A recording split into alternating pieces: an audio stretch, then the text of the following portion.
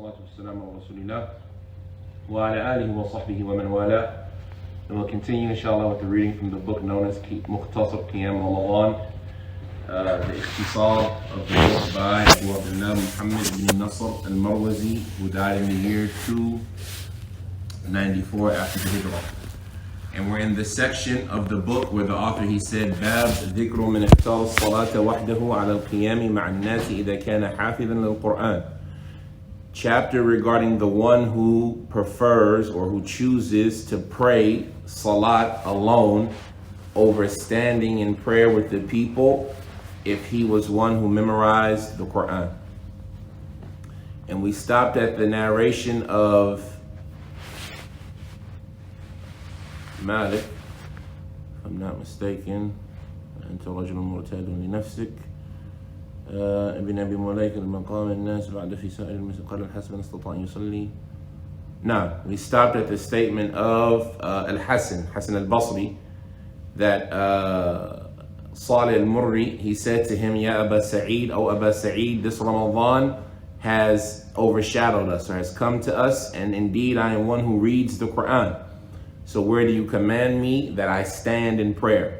By myself, or should I join the congregation of the Muslims and stand in prayer with them? So Hassan al-Basri rahimahullah ta'ala, he said to him, إِنَّمَا أَنْتَ عَبْدٌ مُرْتَادٌ لِنَفْسِكَ. Indeed, you are an individual or a slave who has the choice for himself. So look at which place of the two areas is more suitable for your heart and more good for your activity or your awokeness, and that's the place that I command you with. And we talked about how this is perhaps the more balanced position in the circumstance, that if a person has the ability to pray correctly at home and is one who will actually do so and not be lazy, and the masjid isn't going to suffer from his absence, then this person, it might be better to pray at home, but he has the choice. And the goal in praying it is whatever prayer will be best for your circumstance. Continue with that chapter, he says, قال الحسن من استطاع أن يصلي مع الإمام ثم يصلي إذا روح الإمام بما معه من القرآن فذلك أفضل وإلا فليصلي وحده إن كان معه قرآن حتى لا ينسى ما معه. He mentions that, he says, Al-Hasan, same Hassan al-Basri, he said, whoever is able to make salat along with the imam, and then he is able, when the imam takes a break, either rawah al-imam, to stand up and pray with what he has from the Quran, then that is better. And if not, then he should pray by himself if he has Quran, in order that he might not forget his Quran. So this is Hassan al-Basri mentioning a third scenario, praying in the breaks of the imam, or praying by yourself with the intention of preserving what you have and using it as a review and the ability to preserve what you have from the Quran. قال محمد بن نصر وعن شعبة أن أشعث بن سليمان قال أدركت أهل مسجدنا يصلي بهم إمام في رمضان ويصلون خلفه ويصلى الناس في نواحي المسجد لأنفسهم فرادى ورأيتهم يفعلون ذلك في عهد بن الزبير في مسجد المدينة.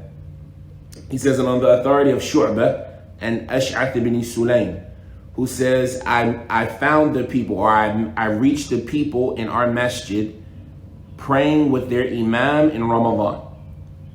And they would be praying behind him. And there would be other people in the corners of the masjid praying by themselves. And I saw them doing that during the time of Ibn Zubayr in the masjid of Medina. So this was the answer to a question about some people asking you pray in the masjid while the other people are praying. We see that the Salaf used to do it. At the time of Az-Zubair, Abdullah ibn Zubair was after the death of Yazid ibn Muawiyah.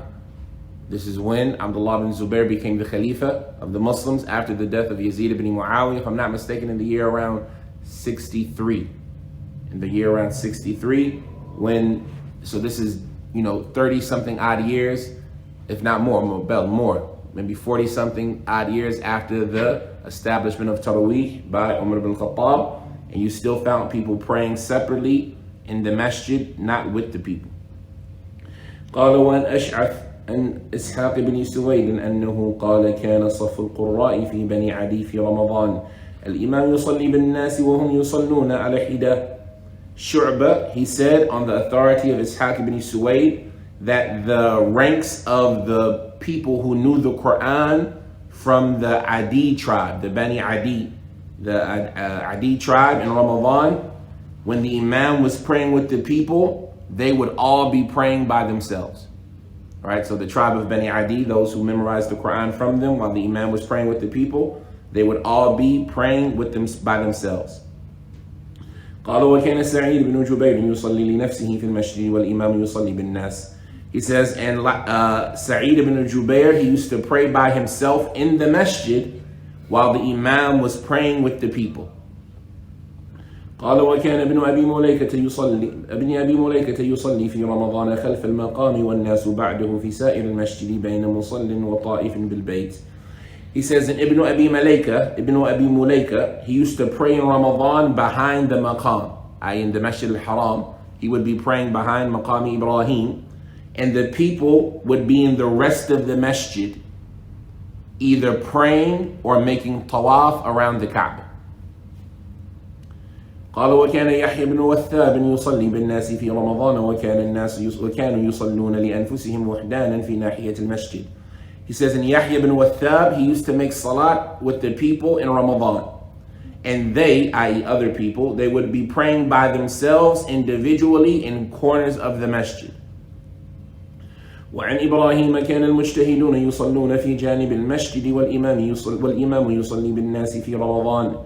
He says, and on the authority of Ibrahim, al-Nakha'i, he says that those who were serious, al-mujtahidun, those who had good effort and were serious in their worship, they used to pray in the sides of the masjid, like on the sides of the masjid, and the Imam would be praying with the people in Ramadan.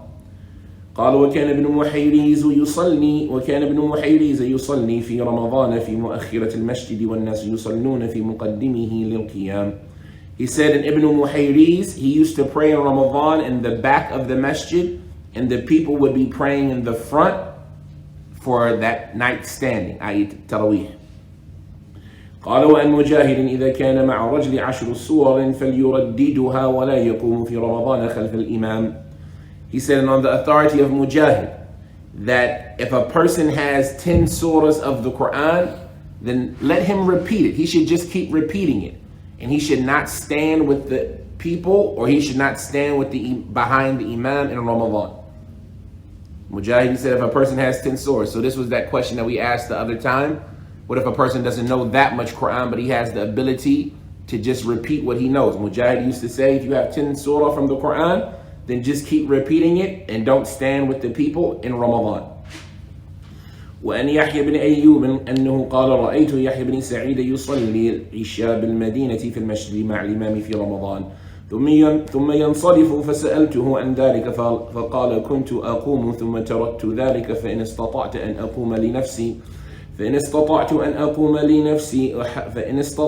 أقوم لنفسي أحب إلي.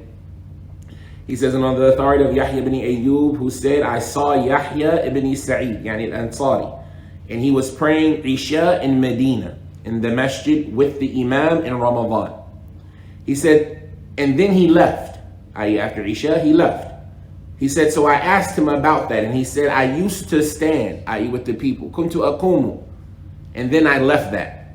So if I'm able to stand by myself, then this is more beloved to me. قال وقال مالك كان عمر بن حسين من أهل الفضل والفقه وكان عابدا ولقد أخبرني رجل أنه كان يسمعه في رمضان يبتدئ القرآن في كل يوم قيل له كأنه يختم قال نعم وكان في رمضان إذا صلى العشاء انصرف فإذا كانت ليلة 23 قامها مع الناس ولم يكن يقوم معهم غيرها فقيل له يا أبا عبد الله فالرجل يختم القرآن في كل ليلة قال ما أجود ذلك فإن القرآن إمام كل خير أو أمام كل خير. He said, and on the authority of Malik, who said that Umar ibn Hussein, who was from the people of virtue and knowledge, and he was one who was a devout worshiper, And they informed me, or indeed, لَقَدْ أَخْبَرَنِي, a person informed me that he used to hear him in Ramadan start the Quran every day. He would start the Quran every day. So it was said to him, do you mean he would finish it every day? He said, yes. And in Ramadan, when the people prayed Isha, he would leave, i.e. after. And when it was the 23rd night, he would stand with the people. And he would not stand with them in other than that. And it was said to him, O Abu Abdullah, if a person finishes the Quran every night in Ramadan, like what about that? What about a person finishing the Quran every night in Ramadan? He said, how good of a thing is that? Indeed, the Quran is the leader of all good, or it is in front of all good. And here is the benefit in this narration. It's the benefit of what we see a lot of people doing. Is there criticism on the person who comes to the masjid on the 23rd night or the 27th night? Yep. You see this a lot where people, they might only come for the 27th or they might come for the 23rd or something like this. Is there criticism on them for this? Huh? From the people or you? A person who just comes to the masjid on the 27th night. No. Right? We see that some of the Salaf, they used to do this. And something is better than nothing.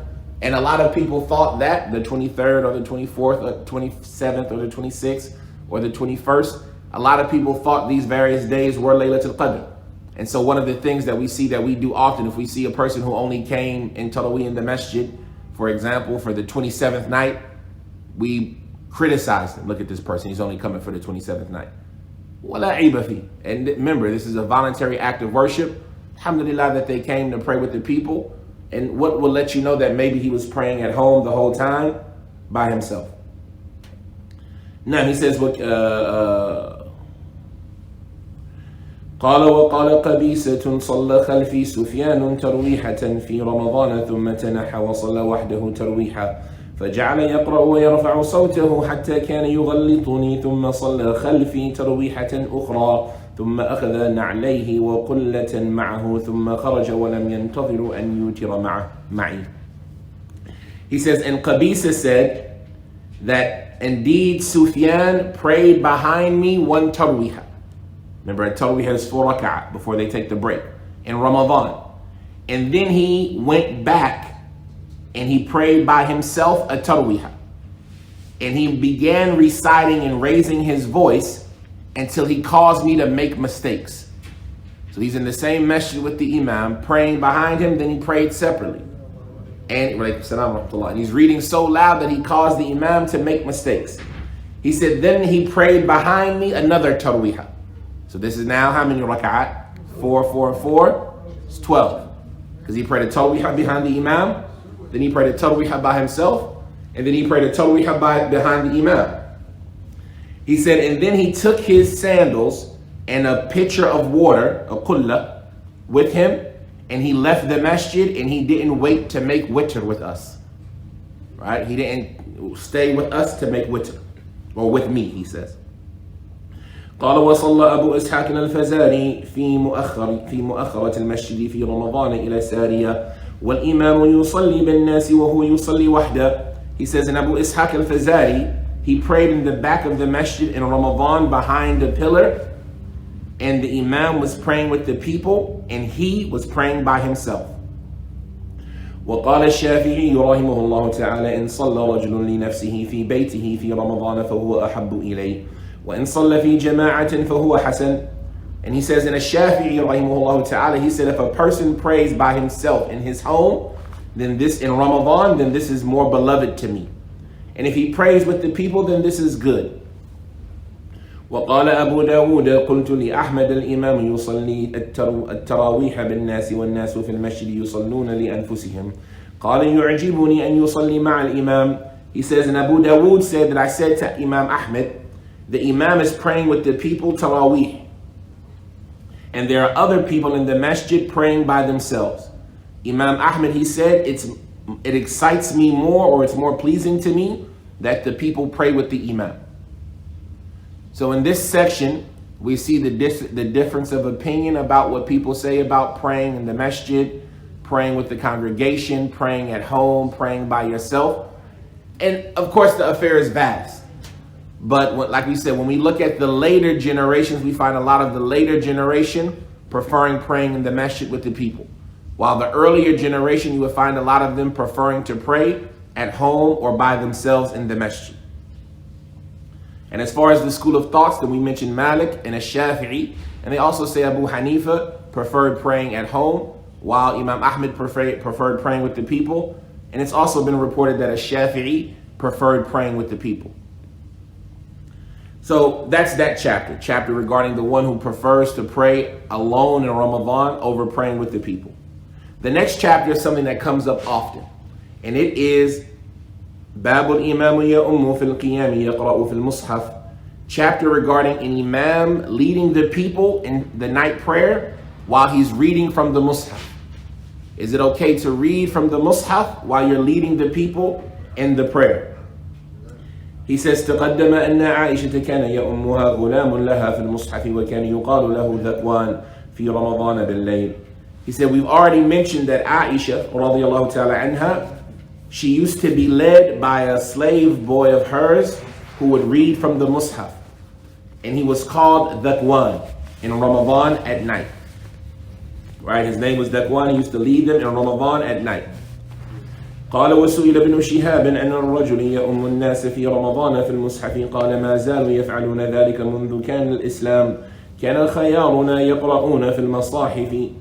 And Ibn Shihab, yani Zuhri, he was asked about a man who leads the people in Ramadan while reading from the Mus'haf. He says the people have continuously done that ever since Islam was, i.e. ever since the beginning of Islam. He says, and indeed the best of us, they used to read from the Masahif. When they would lead the people in Taraweeh, they would be reading from the Masahif.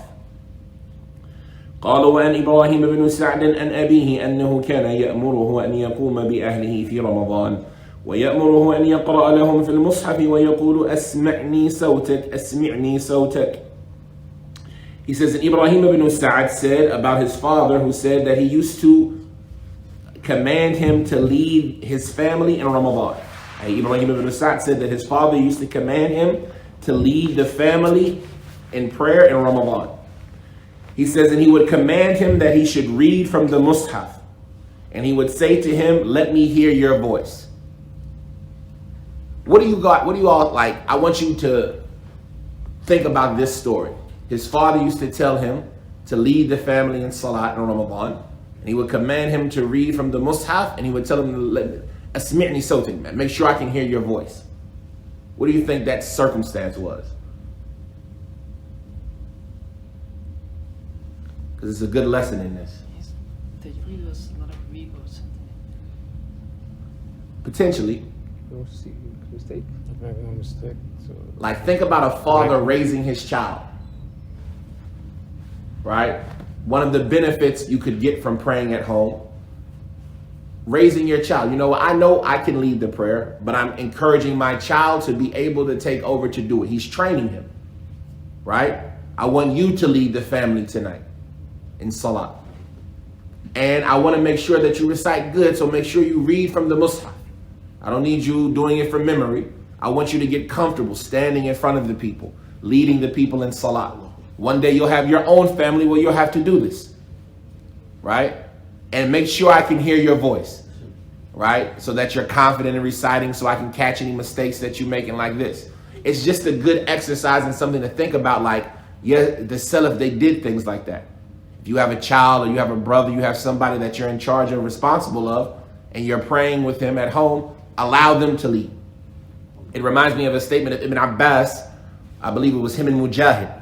And they were asking Mujahid questions and he didn't want to answer because Ibn Abbas was around. Ibn Abbas said to him, doesn't it make you happy to answer while I'm around? So if you make a mistake, I can correct you. Right? Meaning it takes training. People don't become scholars. They don't become Qur'an. They don't become Huffaz overnight. And so one of the things that can be done to help is to be in a position where you train somebody to do that.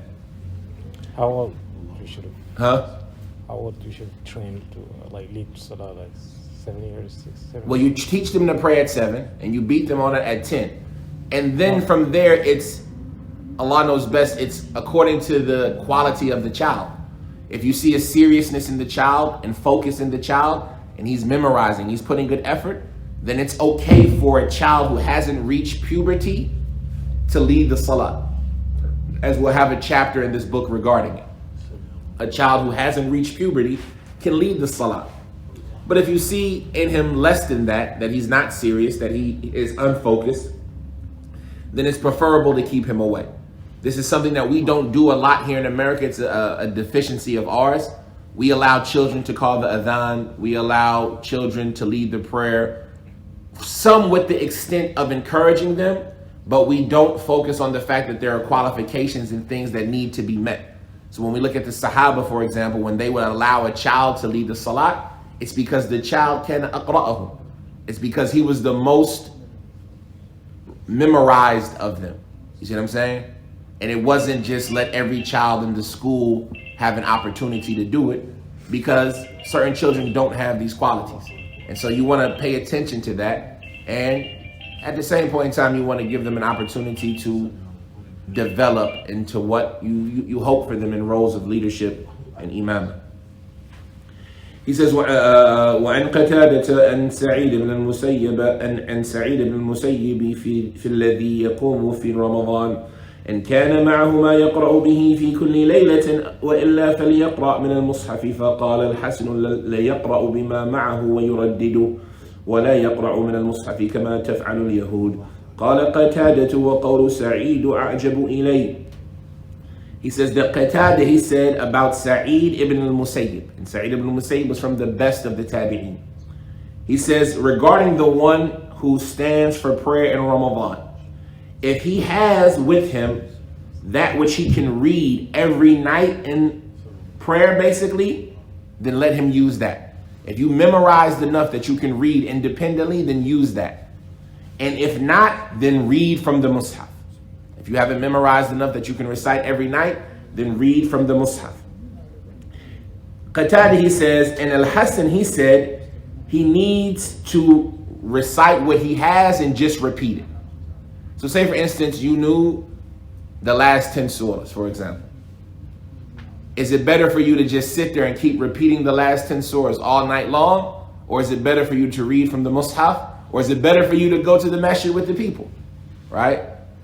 And so Hassan is saying, no, he should just keep repeating it. And the reason they say keep repeating it is because it is tathbitun lima indaka min al-Quran. It's an establishment of what you have from the Quran. It's a way of memorizing and reviewing, right? A lot of us, we don't have an opportunity to review the way that we would like to. And Ramadan is a month where you have that opportunity, right? While Sa'id ibn al-Musayyib, he said, no, a person like this should read from the Mus'haf, because it gives you the opportunity for you to get the ajr of reciting that Quran above the one who just goes to the masjid and listens. And then other people would say, no, go to the masjid and pray with the people, because the sunnah of the Muslims is better, right? So all of these are various views of why they prefer what they prefer, whether it be from the aspect of confirming what you've memorized, or for you having an active role in worshiping Allah, or for you enlivening and keeping alive the sunnah of the Muslims of praying in the masjid. Qatada, he said that Hassan said he needs to read what he has with him from the Quran and repeat it. And he should not read from the Mus'haf like the Jews do. Right? This is something that Bani Israel used to do. They would read from their books during their prayer. Qatada, he said, and the statement of Sa'id is more pleasing to me. Meaning it's more pleasing to me that a person, if he doesn't have Quran, that he reads from the Mus'haf. We've already mentioned that a lot of the Salaf used to read from the Mus'haf in prayer. He says, وعن أيوب أن محمد أنه كان لا يرى بأسا أن يؤم الرجل القوم في التطوع يقرأ في المصحف. He says, and Ayyub, on the authority of Ayyub, on the authority of Muhammad, that he didn't find any harm if a person led other people in voluntary prayer while reading from the Mus'haf. He said there was nothing wrong with a person leading other people in salat, in voluntary prayer, while reading from the Mus'haf. وقال عطاء في الرجل يؤم في رمضان من المصحف لا بأس به. He said, and Ata, he said regarding a man who leads in Ramadan while reading from the Mus'haf, there's no harm in doing so. وقال يحيى بن سعيد الأنصاري رحمه الله تعالى لا أرى بالقراءة من المصحف في رمضان بأسا يريد القيام. He said in Yahya ibn Sa'id al-Ansari, he said I don't find regarding reading from the Mus'haf in Ramadan anything wrong with that, i.e. while making salah at night.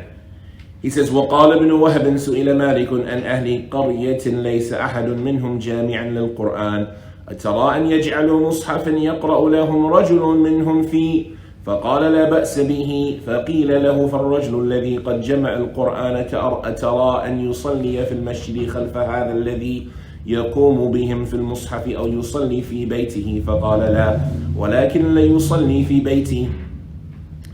Abdullah ibn Wahab, he says, Muhammad ibn Nasr, he says, Ibn Wahab said, Imam Malik was asked about the people of a village, about the people of a village who don't have anybody from them who has gathered the Quran, who has memorized the Quran. Do you see it suitable that they take a mushaf and allow a person from them to read from the mushaf? Imam Malik, he said, there's no harm in doing so. And then he said, so he was asked also, what if there is a person who has gathered the whole Quran? Do you see it better for him to pray in the masjid behind this individual who is reading from the mushaf, or should he pray at home, at his house? Imam Malik said no, instead he should pray at his house, right? And that goes to that condition that we talked about. We said that the scholars who say it's preferable to pray at home, they mentioned that you're going to have the effort to do it, you have the ability to do it, and the masjid's not going to suffer from your absence. Even in this situation, the masjid might have benefited from his presence being there to lead them, but Imam Malik still said it was preferable for him to pray at home. وأن أحمد في رجل يؤم في رمضان في المصحف فرخص فيه فقيل له يؤم في الفريضة قال ويكون هذا. He said regarding Imam Ahmed who talked about a man leading in Ramadan while reading from the Mus'haf. Imam Ahmed allowed that. And then it was said to him, what about leading the people in the obligatory prayer? Imam Ahmed said, and does anybody do this? Does that actually happen? Somebody would lead them in the obligatory prayer while reading from the Mus'haf? He says, وعنه أيضا وقد سئل أن الرجل يؤم في المصحف في رمضان قال ما يعجبني إلا أن يضطر إلى ذلك وبه قال إسحاق. He says, and also Imam Ahmed was stated about him that he was asked about a man who leads reading from the Mus'haf in Ramadan. He says, I don't like it unless he is forced to do so, or it's necessary that he does so. And this was the statement of Ishaq as well, yani Ishaq ibn Rahuya. So that was that chapter regarding reading from the Mus'haf in Qiyam of Ramadan. Is that okay? We see that a lot of the Salaf, they say it is okay. This next chapter, he says, Babu man kariha an ya'ummu fil Mus'haf. Chapter regarding those who dislike somebody leading while reading from the Mus'haf. He says, وَأَنَا الْأَعْمَشِ أَنْ إِبْرَاهِيمَ أَنَّهُ قَالَ كَانُوا يَكْرَهُونَ أَنْ يُؤْمُ الرَّجُلَ فِي الْمُصْحَفِ كَرَاهِيَةً أَنْ يَتَشَبَّهُ بِأَهْلِ الْكِتَابِ. He said that Al-A'mash said about Ibrahim, who said that they used to dislike a person reading from the Mus'haf while being an imam out of dislike of that individual resembling the people of the book. They didn't want that person to resemble the people of the book. قال وعن ليث عن مجاهد أنه كره أن يؤم الرجل في المصحف. He says, and Layth said about Mujahid that he disliked that a person lead while reading from the Mus'haf. قال ومر سليمان بن حنظلة بقوم يؤمهم رجل في مصحف في رمضان على مشجب فرمى به. He says that in Sulaiman ibn Hanbala, he passed by a group of people who had a man leading them in Ramadan while reading from a mushaf that was hanging on a mishjab, like a hanger where you hang your clothes on. So like their masahif weren't like ours with hard books, right? They would write it on papyrus or animal hide or something like that. So he just had a sheet of mushaf, a sheet of Quran hanging in front of him, and he would read from it. And so, now this is Sa'b. He says, so Sulaiman ibn Hanbala, he rama bihi, he threw it. Why? Because he didn't want him reading from the mushaf while he was leading the people in prayer. The hard part is what did he throw? Hold on. He threw the mushaf, right? That's hard, right? That's a little bit difficult to swallow. But that's the narration. He says that he passed by a group of people that had an imam leading them in Ramadan while reading from a mushaf that was on a hanger, and so he threw it. And in, this is strange too, in the version that is mentioned of this narration in the Musannaf of Ibn Abi Shayba, he says, فَضَرَبَهُ بِرِجْلِ. Now, that could mean the mushaf, but Allah knows best. There it means he kicked the guy. That makes sense. Right? He kicked the guy. And we hope that's what he meant. Maybe he pushed the guy. فَرَمَا He threw the guy, he pushed him. But it could also be understood that he threw the mushaf, and we have billah that he kicked the mushaf. Like how far? Is he alim? Huh? Is he alim? Sulaiman ibn Hanbala, I don't. Let's see what he says. The person who did the taqreej, he says we haven't found his biography. Still, he's a person with knowledge. Not All right. Well, you don't know. You don't know anything about him because we don't. He's a person that we don't have his biography. But still, he's the person who. He's a person. So he probably was somebody who has no knowledge. Why? To kick the Quran. Why? He's probably gonna be somebody who has knowledge not to kick the Quran. I mean, he should be somebody who knows not to kick the Quran, yes. So but it doesn't mean that he's a scholar. He could be, and like I say, I think that and he kicked him instead of he kicked it. I mean, he sees this person praying and he kicked him, right? Because especially if you say the Quran is hanging, how would he kick it, right? But the part that's difficult is he threw it, right? Because he didn't throw the guy. Maybe, right? We hope. وقال سفيان يكره أن يؤمر رجل القوم في رمضان في المصحف أو غير رمضان يكره أن يتشبه بأهل الكتاب. He said, and Sufyan said it is disliked for a person to lead the people in Ramadan while reciting from the Mus'haf, or in other than Ramadan. It is disliked for them to resemble the people of the book. وأن أبي حنيفة في الرجل يؤم القوم يقرأ في المصحف إن صلاته فاسدة وخالفه صاحبا فقال صلاته تامة ويكره هذا الصنيع لأنه من فعل أهل الكتاب. He says, and on the authority of Abi Hanifa, regarding a man who leads the people while reading from the Mus'haf, Abu Hanifa said his salat is invalid. His salat is invalid. Why is his salat invalid? Resembles to Yahud. No. His salat's invalid because he's doing actions. And you know the Hanafi madhab is from the strongest madhabs about actions that are outside of the salat. It's happening in Afghanistan right now. Right? Yes. If you scratch your face, Is your salat invalid? right? If you cough and two letters come out, right? Nope, no salat, right? Because you've talked or you've done something outside of salat.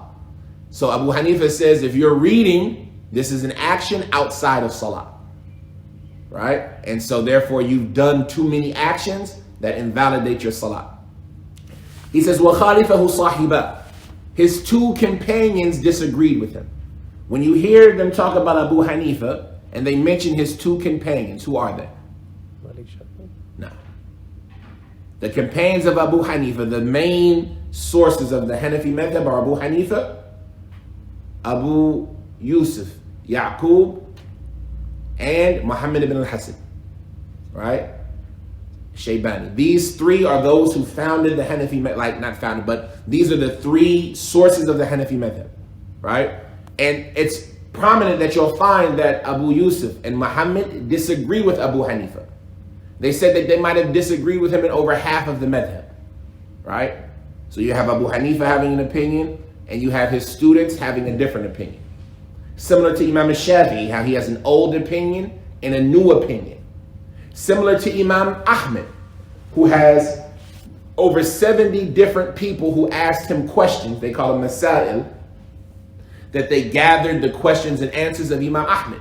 And in these questions and answers, you'll find him having one opinion here and another opinion here. And all of this is to help us understand that when we say a madhab, in Islam, there are two ways of understanding what is meant by a madhab. The first of them is the specific meaning. What a scholar says based on evidence and he dies saying it.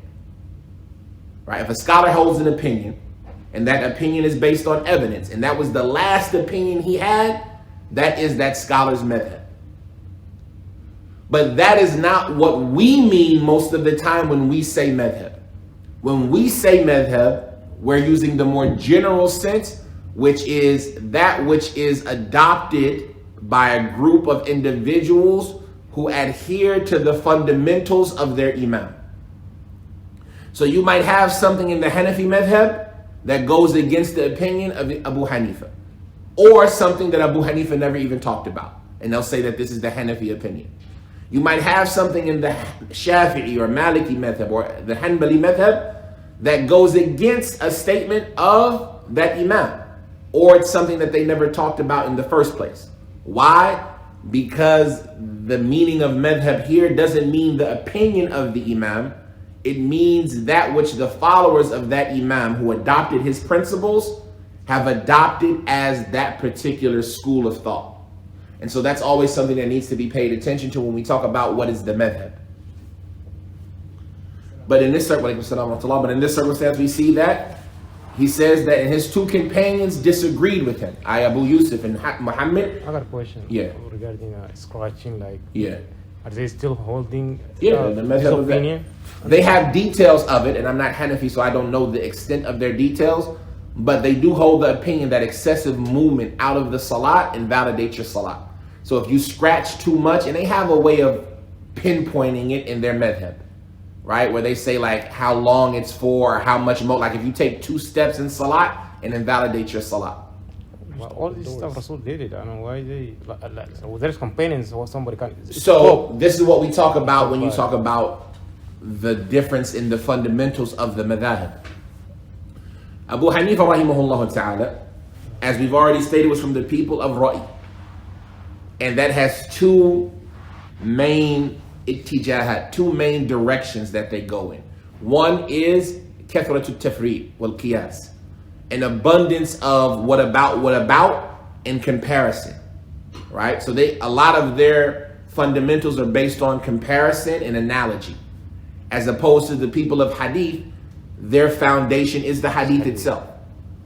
The second thing is that one of the things that Abu Hanifa suffered in is that he was in a place, one of the excuses that they make for him is that he was in a place where hadith were difficult.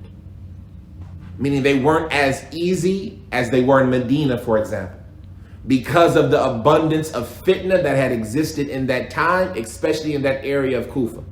The people of Kufa were known for being strange, right? They were known for having different opinions than, for example, Medina. They were on the outskirts of the Muslim lands with a lot of non-Arabs entering into Islam. And so some people say that Abu Hanifa, for this reason, he had a lot more stringent view in accepting hadith, because you have to be careful who you're taking it from. And based on that, he didn't have as much access to hadith, nor did he have as much access to the various views of the other Sahaba, because he's in the far reaches of the Muslim land. He's in Kufa. You see what I'm saying? Yeah. He didn't travel abundantly. He wasn't a scholar of hadith per se. And hadith in his area are difficult. And he's learning from certain individuals who their foundation is more analogy and cleverness than necessarily a specific text. That being the case, it shows you the strength of the cleverness of Abu Hanifa, how his madhab was still so predominant, because it's the biggest madhab on the earth, and it has been since him, right? That was the madhab of the government during his time. 2, how it's lasted and endured, right? But there's a difference between, the madhabs, and you'll find that disagreement coming up a lot in the past between the people of hadith and the people of Ra'i. But at the end of the day, tilka ummatun qad khalat laha kasabat wa lakum ma kasabtum, right? they have what they did in Abu Hanifa rahimahullah, nataraham alayh. We ask Allah to have mercy upon him, and we make dua for him, and he's from the leaders of the Muslims, and from those who the Muslims have agreed upon his scholarship, even if he had mistakes in certain issues, right? He says, so the two of them, they disagreed with him, and they said that the salat of an individual, i.e. who's reading from the mushaf, is correct. It's completely valid, but they disliked doing that because that is the action of the people of the book.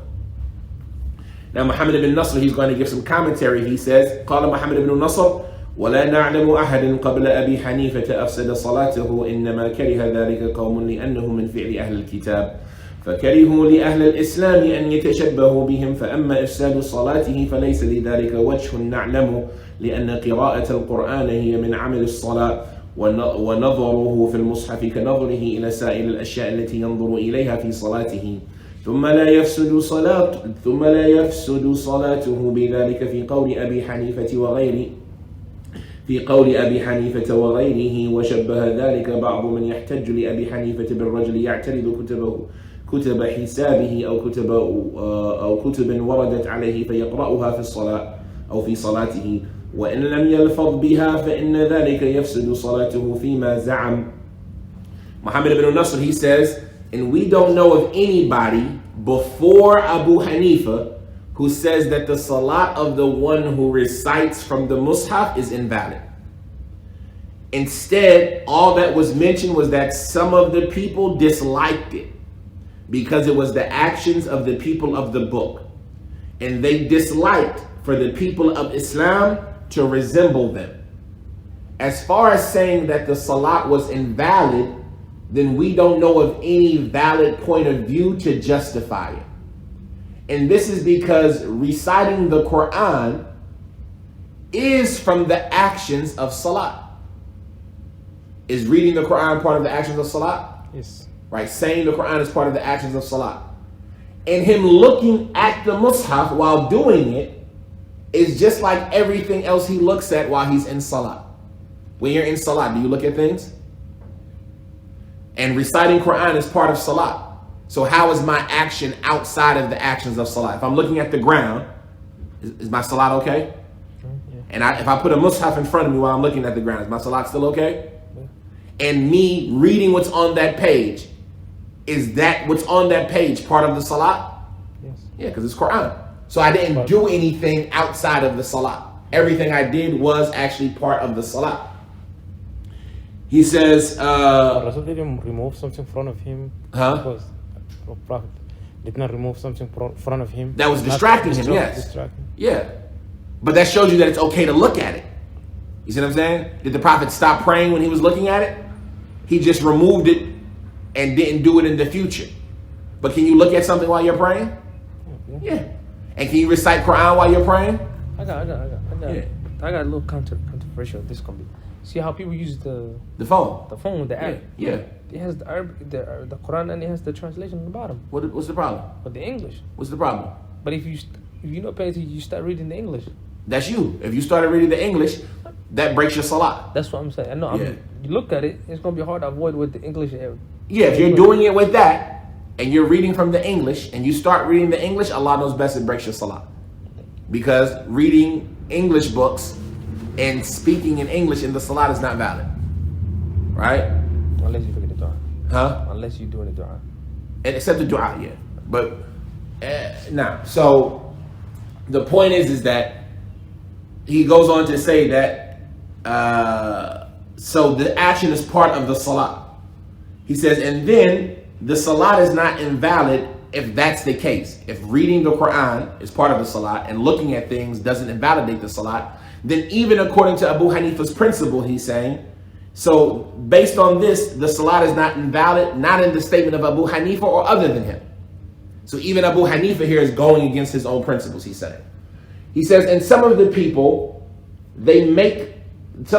who try to justify Abu Hanifa's view, they compare this to a person who spreads math books in front of him while making salat, or any other books that he can read them while he's making salat. So say for instance you have an exam, and it's time to study, but you also want to pray at night in Ramadan. But you got a test coming up. Can you spread your math books out in front of you and read them while you're making salat? No. Why not? That's outside the salah. Okay. So he says some of them, he said that they try to compare reading from the Quran to reading from these other books while you're in salat. Now, he says, even if you don't say anything out loud, what if I'm just looking at them while I'm in salat? I don't read, I don't say anything, but I just look at them while I'm in salat. Still doesn't outside the salah. Huh? That's still outside the salah. Distracting. Right, he says, because they say that this invalidates the salat based on their claim, even looking at the other books. Right? So that means if I looked at it, that my salah broken. Huh? According to them, if I looked at the side, your salah is broken then. He says, وقال محمد بن نصر وقراءة القرآن بعيدة الشبه من قراءة كتب الحساب وكتب الواردة لأن قراءة القرآن من عمل الصلاة وليس قراءة كتب الحساب من عمل الصلاة في شيء فمن فعل ذلك فهو كرجل عمل في صلاته عملا ليس من أعمال الصلاة فما كان من ذلك خفيفا يشبه ما روي عن النبي صلى الله عليه وسلم أنه فعله في صلاته مما ليس هو من أعمال الصلاة أو كان يقارب ذلك جازت الصلاة وما جاوز ذلك فسدت الصلاة. So what you said is correct.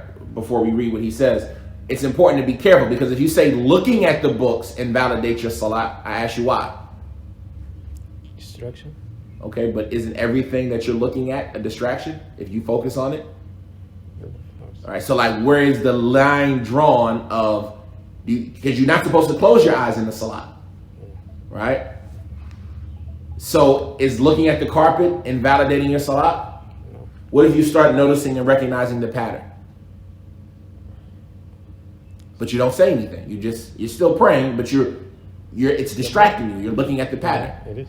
Did it invalidate your salat? I don't think so. Yeah, so the prophet was distracted and didn't invalidate.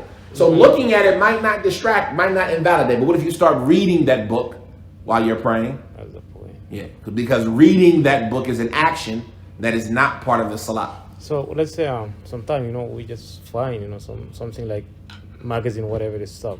And you happen to read the cover. Yes, it sometimes happens. Or somebody's praying in front of you and they have the shirt. And that shirt got words on it. You already got it. But you don't read it. You see it, your mind already reads when you look at it. So remember, there's a difference between reading and seeing is what we're saying. But let's see what the author says, because he answered that question right here. He says, Muhammad ibn Nasr, he said that reciting the Quran is not similar to what was just mentioned at all. You can't put reading from the Mus'haf in the same category, I say, as reading a math book. That's what he's saying. He says because reading from the Quran is too far, it's uncomparable to reading the books of math or the other books, because reciting the Quran is part of the actions of the Salah. And it is not like reading the books of math, which is not from the actions of Salah. So whoever does that, then he is like a person who has done an action in his Salah that is not from the actions of Salah. Whoever reads a book of math is just like everybody else who does something in Salah that's not part of the Salah. So invalid Salah. He says, so whatever is a little bit from that, if you only did a little bit of that, then this resembles the Prophet ﷺ, who used to do a little bit of that in his Salah. The Prophet would walk forward, he would take steps back, he would open the door while in Salah. You see what I'm saying?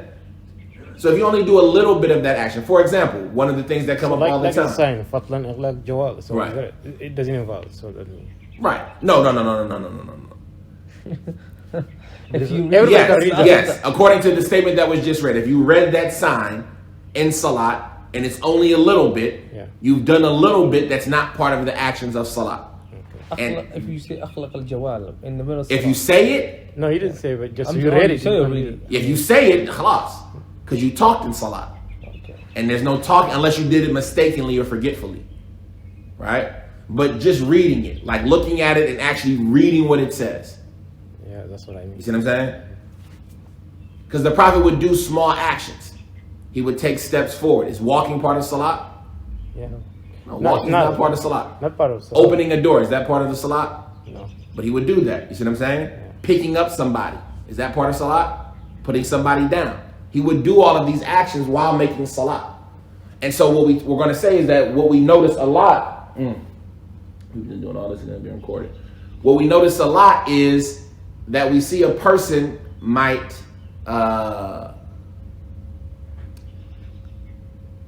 not turn off their phone in salat when it's ringing. Is it okay to turn your phone off in salat while it's ringing? Yeah. Is it okay to answer a text? No. Why not? It's not part of salat. It's not necessary. The other, Is it a lot or a little bit? that's a little bit. If you say it's a little bit, then you say it's okay. If you say it's a lot, then you say it's not okay. Yes, for me, it's a lot. You see what I'm saying? That's where the question becomes, how do you determine what's a little bit and what's a lot? Because what's the difference between picking up your phone? Because you're doing Similar extra action. You're writing and reading Watch and this. texting because it's really a lot. Bring, bring, bring, bring. Right? What I do? I pick my phone up. I click the button to stop it from ringing, right? Yeah. Okay. Bring, bring, bring. I clicked on the screen, Call you back later. right? The options, I got the text options where I can do a short message. Click, click, click. Call you back later. Or in salat, right? I have a preset message in my phone, in salat. It's strange for me. Yeah, no problem. I can just turn it off. Yeah, Because so it's you- necessary. I don't want to interrupt people. Right. So, but maybe it's somebody important on the other line. Same thing they had with scholars was talking about. The phone is on the ground and you standing. Yeah. You go all the way down to pick it up. Now you. That's went actually to- that's not in salat. So you see that you went to a different. Yeah. That's what they talk. They about. criticize that a lot because you made an extra ruku in salat. Yeah, now you. That's why I was like. So the point of it is that obviously this is not the place for the conversation, but these are things you got to think about as you're adopting your opinion. What do I think is too much? Can I take my hat off in salat? Can I take my glasses off? For example, when I make sujood, the first rak'ah, I usually take my glasses off, so I don't make sujood on my glasses. And most of the time, I forget to take it off before I start. Is that okay or not okay? Okay. It's a little bit. Actually. It's a little bit of action. Okay, what if there's, they got the Google glasses now, where you can get a message on your glasses screen. And what if I click it here, I don't know. and it responds to the message? It's the same action. And so you have to, that's why you see them disagreeing about these things, right? But the better thing is to not allow the shaitan to snatch away a snatching of your salat, not to steal any of your salat away by doing those actions. But the Prophet ﷺ would answer a door in salah. You see what I'm saying? How far is it? Allah, his house wasn't that big. Don't answer means you just. Or he would take steps to it. Yeah, backwards though. Backwards, Trying to forwards. open the door and Yeah, he wouldn't turn and walk to the door. And that's what we talk about. Like if you're in salat and you're standing there, Alhamdulillahi Rabbil Alameen, Ar-Rahman Ar-Rahim, Maliki Yawmiddin. See what I'm saying? Yeah. What was I doing? You did something out of salah. But what was I doing? Replying to text I was responding to a text outside the salah. What else? while I was making salat. Like if you looked at me, you would tell me what? You was praying. Why you answering your phone while you pray? You see what I'm saying? You know I'm in salat, and you would say, why you answering your phone while you making salat? As opposed to somebody like this. Alhamdulillahi Rabbil.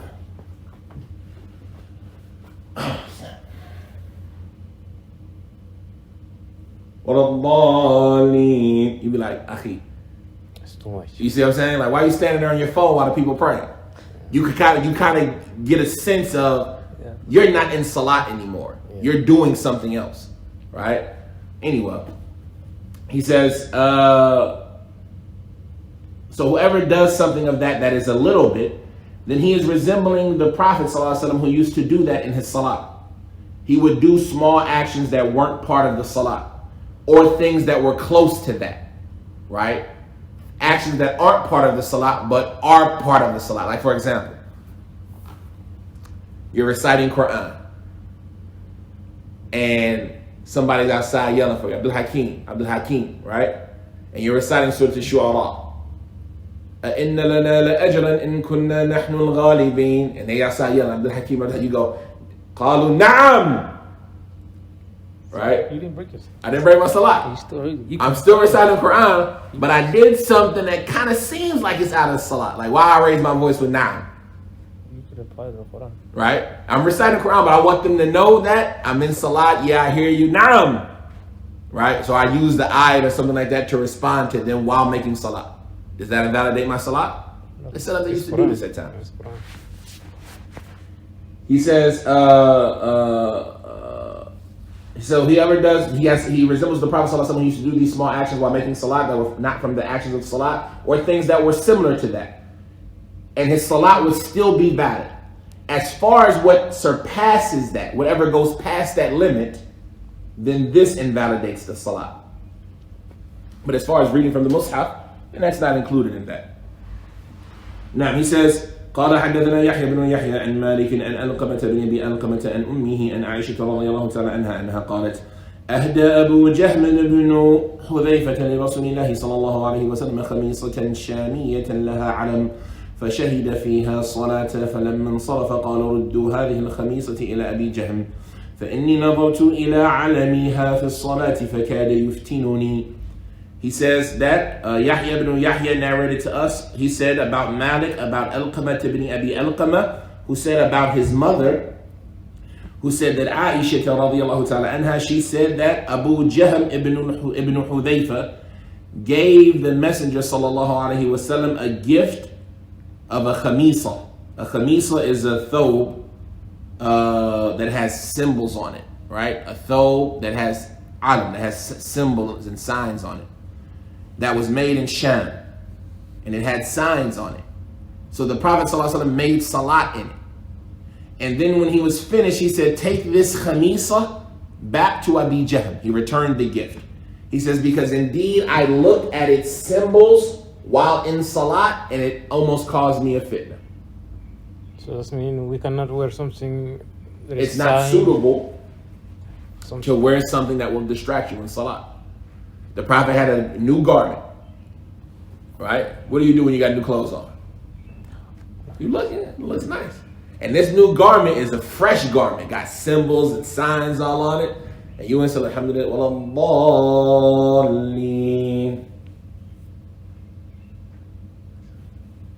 I mean, right? You see what I'm saying? So it distracted him in his salat.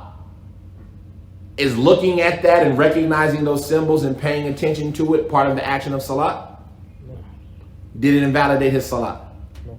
Right? It almost caused him a fit. It almost caused him to make a mistake in his salat. But at the same point in time, he finished his prayer.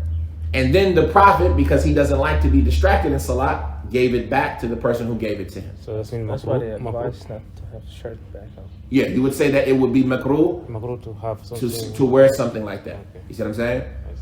And it doesn't just have to be words. It can be symbols. It can be bright colors.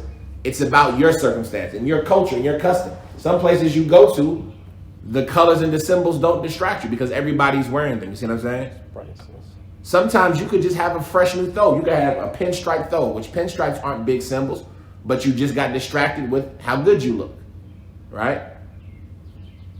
The main thing is that you want to be focused in the salat. That's what that hadith is talking about. So that's that chapter regarding the people who disliked reading from the Mus'haf. So if somebody says, can you read from the Mus'haf or not in salat? You say, yeah. And the worst that we'll say is it's disliked, but you see a lot of the setup they used to say it was okay. This next chapter, he says, باب التعوذ عند القراءة في قيام رمضان. Now this is strange. This is something that I didn't hear about before. Chapter regarding the ta'awudh. You know, ta'awudh is seeking refuge with Allah while reciting in the Qiyam of Ramadan. Right? When you're reciting Quran in the Qiyam of Ramadan, do you seek refuge with Allah with your recitation? So for example, in the Salat normally, when do we seek refuge with Allah? Just the first rak'ah, right? Before Fatiha. Do we seek refuge with Allah at any other rak'ah? I don't. Do we make our isti'adha out loud? No. No. Right? We say it, but we don't make it with the loud voice. Like this Fajr, we don't say, A'udhu billahi minash shaytanir rajim. We don't do that in But Salat. Albani does say. Some Salaf used to do it. Okay. Right? But that is not what he's talking about right here. He's talking about a different issue, which is a specific seeking refuge with Allah in Qiyam al-Layl. باب التعوذ عند قراءة في قيام رمضان, chapter regarding seeking refuge with Allah in the recitation during the standing of Ramadan. قال ابن شهاب ما زال القراء في رمضان حين يصلون إذا ختموا القرآن يستعيذون من الشيطان فيرفعون أصواتهم في كل ركعة نعوذ بك من الشيطان الرجيم إنك أنت السميع العليم سبحانك رب العالمين بسم الله الرحمن الرحيم. Muhammad ibn Shihab az-Zuhri, major scholar from the Tabi'in, he said that the reciters continuously used to, in Ramadan, when they would pray, when they finished al-Quran, when they finished Fatiha, they would seek refuge with Allah from the shaitan. And they would raise their voices in every rak'ah. They would say, Na'udhu bika min ash-shaytan al-rajim. We seek refuge with you from the shaitan al-rajim. Innaka anta as-sami' al-alim. Indeed, you are as-sami' al-alim. Subhanaka rabbil alameen. Glorified are you, O Lord of all that is created. Bismillah ar-Rahman ar-Rahim. And then they would go into whatever they were going to recite in that rak'ah. Is that every rak'ah? And they would do that every rak'ah after Fatiha. We don't do that. We don't do that. I've never seen that Something done. strange. Is that opinion or is that? So the problem with this, generally speaking, is that this book doesn't have the chains. Yeah. So we don't know the validity of this, and so you have to look in other books to see that other Salaf used to mention it, and was it popular? Is it something to be done? Because the issue comes in nothing in what is said here is outside of the things that can be said in Salah. So you don't have to worry about that being something that is like saying something outside of Salah. Because all of these words you can say in Salah. But it's just something strange for us. We've never seen anybody do this. Right? But he has the whole chapter. He says, وقال أبو الزناد أدركت القراء إذا قرأوا في رمضان يتعوذون بالله السميع العليم من الشيطان الرجيم ثم يقرؤون وكان إذا قام في رمضان يتعوذ حتى لقي الله لا يدع ذلك. He says that Abu Zinad, another major scholar from the Tabi'in, or Atba' Tabi'in, he said, I reached those who used to recite. When they would read in Ramadan, they would seek refuge with Allah. They would say, أعوذ بالله السميع العليم من الشيطان الرجيم. I seek refuge with Allah, the all-hearer, the all-knowing, from the shaitan al-rajim. And then they would recite. وَكَانَ إِذَا قَامَ, the person narrating this, he says, and when he used to stand, Abu Zinad, he would seek refuge with Allah until he met Allah. And he never abandoned that. I mean, he did that his whole life until he died. قال وكان قراء عمر بن عبد العزيز لا يدعون التعوذ في رمضان. He says, and the reciters who used to recite for Umar ibn Abdul Aziz, they never abandoned this seeking refuge with Allah in Ramadan. وقال الجريري رحمه الله تعالى كان إذا حضر شهر رمضان يقولون اللهم سلمنا لرمضان وسلم رمضان لنا وسلم منا شهر رمضان وتقبله منا ورأيت أهل المدينة إذا فرغوا من القرآن ولا الضالين وذلك في شهر رمضان يقولون ربنا إنا نعوذ بك فذكر. He says that Al-Jurayri rahimahullah, he said that when the month of Ramadan came, they used to say, O Allah, salimna li Ramadan, keep us safe until Ramadan, and keep Ramadan safe for us, and keep us safe, and keep the month of Ramadan safe from us, and accept it from us. So keep us healthy until Ramadan, and keep Ramadan safe for us, and keep Ramadan safe from us, and accept it from us. He said, and I saw the people of Medina, when they were finished reciting al-Quran, every time they would finish Fatiha, and they would say, وَلَا and that was in the month of Ramadan, they would say, رَبَّنَا إِنَّا نَعُوذُ بِكَ, O our Lord, we seek refuge with you. And then he mentioned the rest of the narration. مِنَ الشَّيْطَانِ الرَّجِيمِ إِنَّكَ أَنْتَ السَّمِيعُ الْعَلِيمُ, to the end of it. He says, وقال ابن وهب سألت مالكا قلت أيتعوذ القارئ في رمضان في النافلة قال نعم في شهر رمضان يتعوذ في كل سورة يقرأ بها يقول أعوذ بالله من الشيطان الرجيم قيل له يجهر بذلك قال نعم قلت ويجهر في قيام رمضان ببسم الله الرحمن الرحيم فقال لي نعم. Ibn Wahb, he said that I asked Malik, I said, should a person who is reciting, should the reciter do this seeking of refuge with Allah and the voluntary prayers?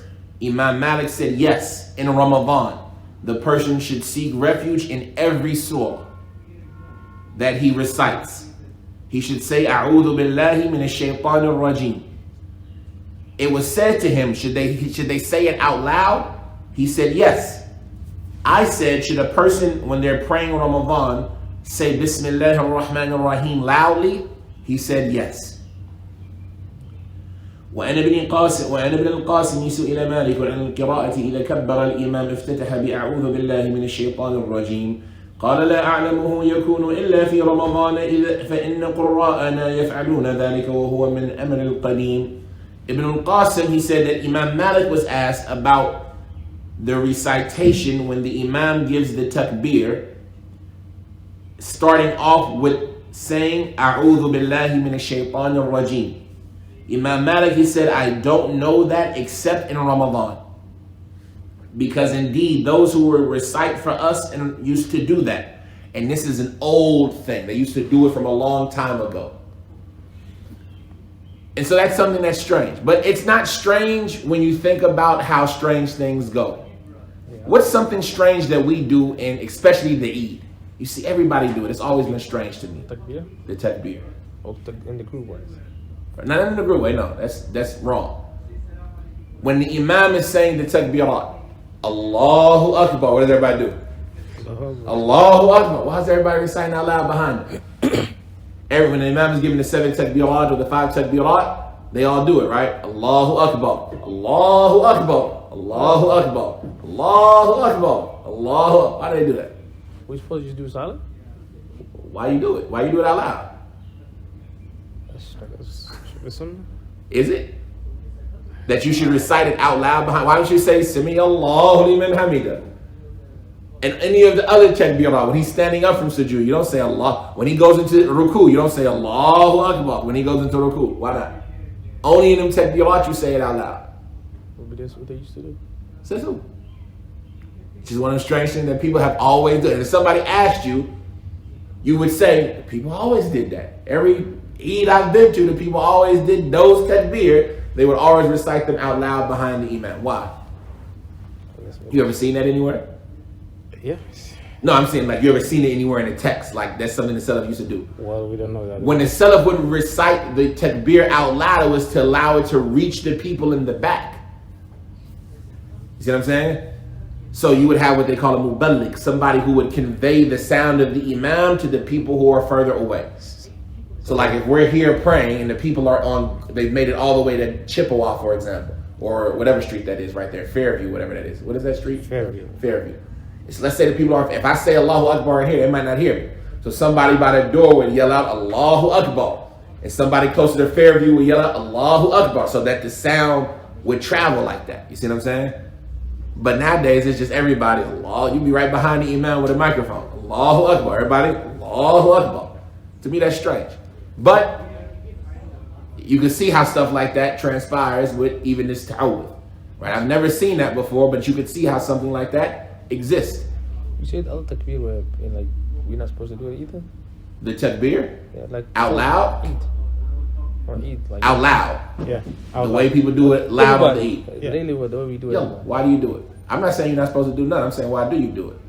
If you tell me why you do it, I'll tell you you're supposed to do it. We just do, people just, do it, we do it. Okay, no, you're not supposed to do it. Hoping people did it, got it If from you good just place. do it because people do it, then no, you're not supposed Like to do you it. just hope these people got it from like whoever. That's how we do this religion? You just hope that people got it from somewhere? Right? Like, do you know that to be a sunnah? Oh, we don't know. I don't know personally. If you don't know it to be a sunnah, is that an act of worship?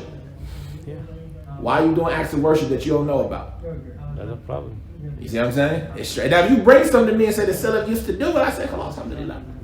But I've never seen anywhere where they would say that takbir out loud, specifically just those takbirat. Right? I've never seen that before. Ala kulli hal. Now, he says, ويحكى عن ابن المبارك أنه كان يرى ذلك وكان يقول من ترك قراءة بسم الله الرحمن الرحيم. I'm sorry, excuse me. He says, وكان إسحاق يرى أن يجهر الإمام ببسم الله الرحمن الرحيم في قيام رمضان في كل سورة.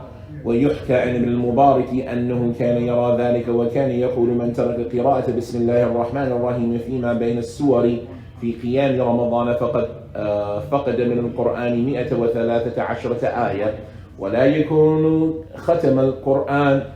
He says that Ishaq, he used to see that anybody, his view was that anybody who doesn't recite out loudly Bismillahir Rahmanir Rahim in the standing of Ramadan, or should I say, he used to hold the view that you should recite out loudly in the standing of Ramadan, Bismillahir Rahmanir Rahim, between every surah.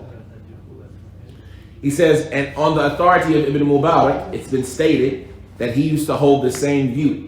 And he used to say that whoever recites this, whoever leaves off reciting Bismillahir Rahmanir Rahim between every surah while standing in Ramadan, then he has missed 113 ayah. Right? And he would say that this person didn't read the whole Quran.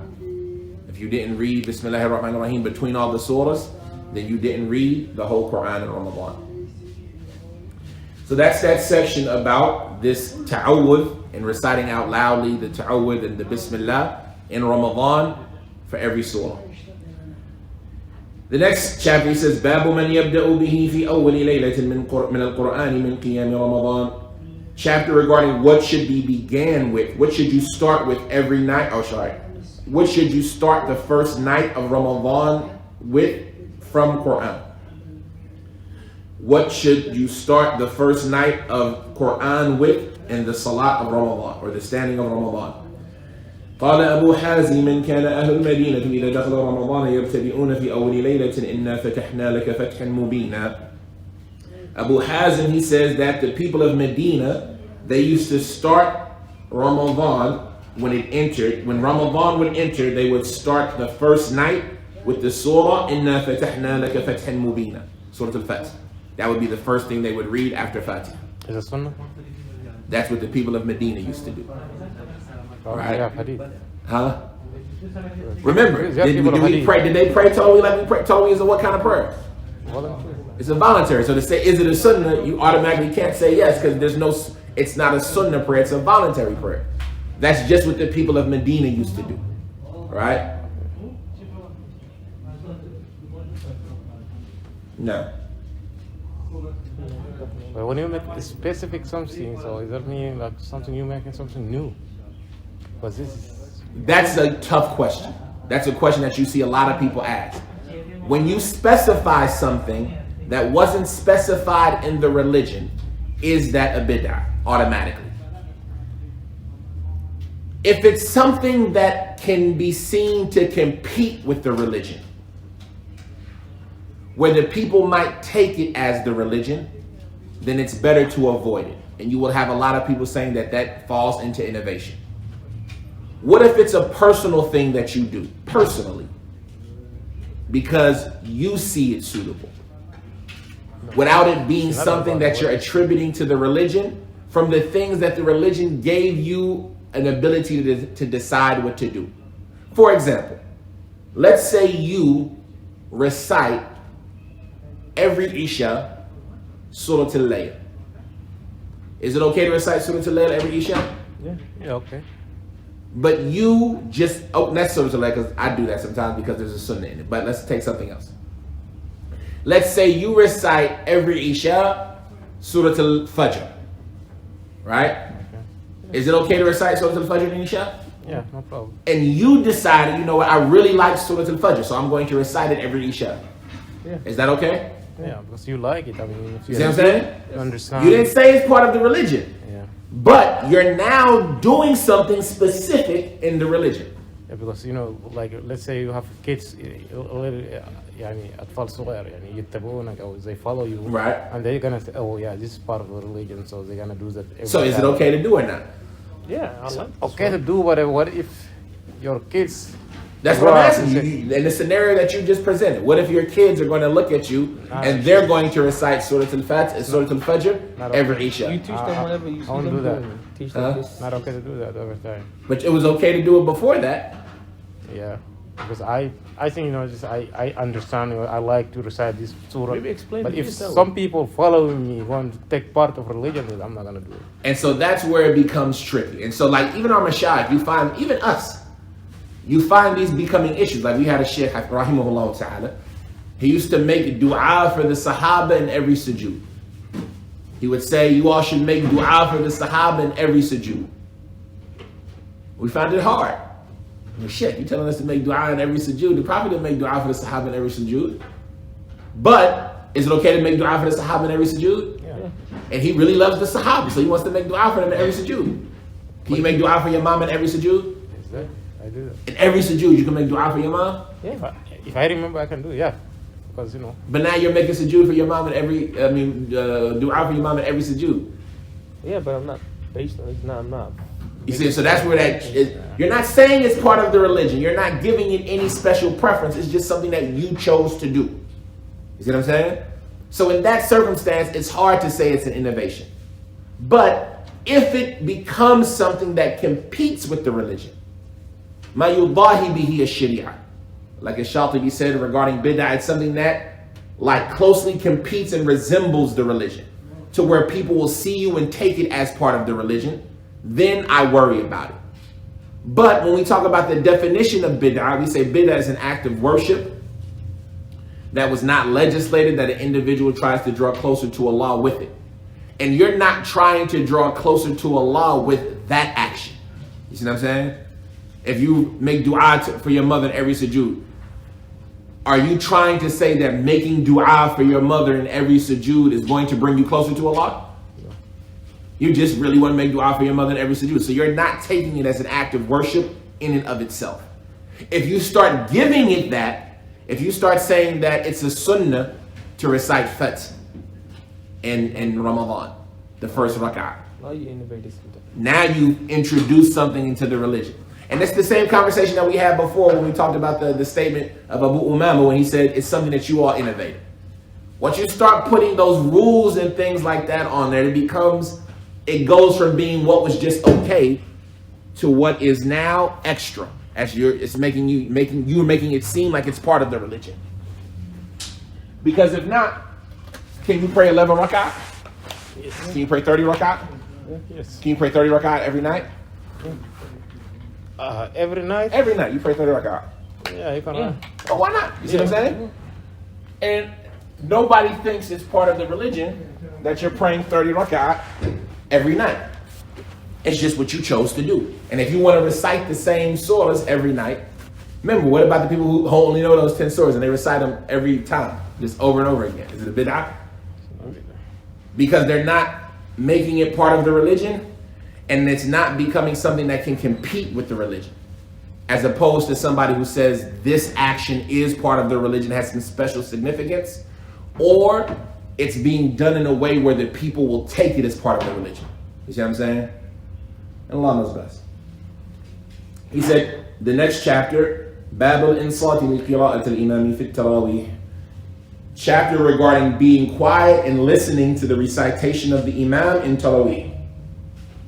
قال ابن جريج قلت لأطاء أبلغك أنه يجزئ الإمام عن من وراءه في استعاذة أو تكبير أو تشهد أو شيء إلا القراءة قال ما بلغني أنه يجزئ عن من وراءه في شيء إلا القراءة قال أطاء إذا سمعوا قراءته وعقلوها فتبادروه بالقراءة أو ليقرأوا بعدما يسكت يعني بأم القرآن قلت أرأيت إذا سمعت قراءة القرآن ففهمت لفظه ما يقول أأنطق قال لا أنصت كما قال الله قلت فالقيام في شهر رمضان أسمع قراءة القارئ وعقلها أأنصت قال نعم قال إنما هو شيء ليس بمكتوب فأنصت إذا عقلت قراءته قلت أفأقرأ مع الإمام في الظهر القيام كله واجعل القيام كله قراءة قال أما أنا فأقرأ معه بأم القرآن وسورة قصيرة ثم أسبح وأهلل بعد قلت فسمع من وراء الإمام صوته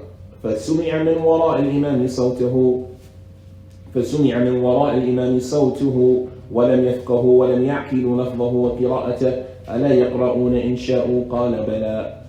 So this chapter is regarding paying attention to the Imam while he's reading in Taraweeh.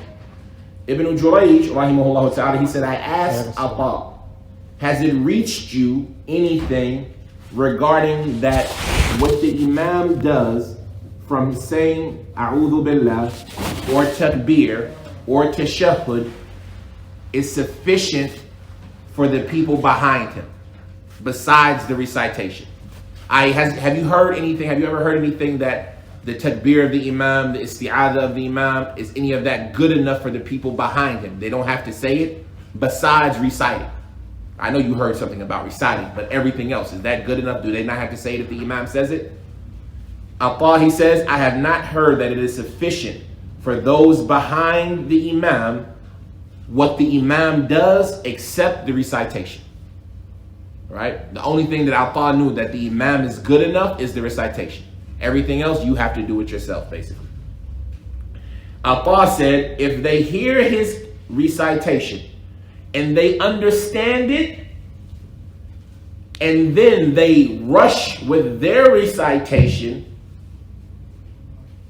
if they hear his recitation and understand it, they should rush with their recitation. Or they should wait until he's quiet. Meaning, when the imam is reading and they hear it and they understand it, they should either beat him and say it before he does, or say it after he's done and he's quiet. They shouldn't say it at the same time as him. How you can go in front of your imam, the recitation? In the recitation? Yeah, the imam might have a sabta at the beginning of the salah. Some of them used to take a pause before reciting Fatiha. So if he takes this pause before reciting Fatiha, and I read my Fatiha, you read your Fatiha and that break while he's not saying anything. What if he starts saying when I'm in the middle? Stop. Can you hear him and understand him? Yeah. And you hold the opinion that you need to listen to the Quran when it's being recited in this circumstance? Then you need to stop. Usually I go after he finished the Fatiha. If you go after him, no problem. Remember, this is the topic of reciting Fatiha behind the Imam. Is the Imam good enough for those behind him? We already had that. Right? Or, if not, when does the one who's reciting behind the Imam recite? Does he recite in between ayat? Alhamdulillahi Rabbil Alameen. Ar-Rahman Ar-Rahim. Like that? We had a class here where you can read with the Imam same time, right? I personally read and don't focus on the Imam's recitation of Fatiha because of the hadith of Makhul. Whether front, back.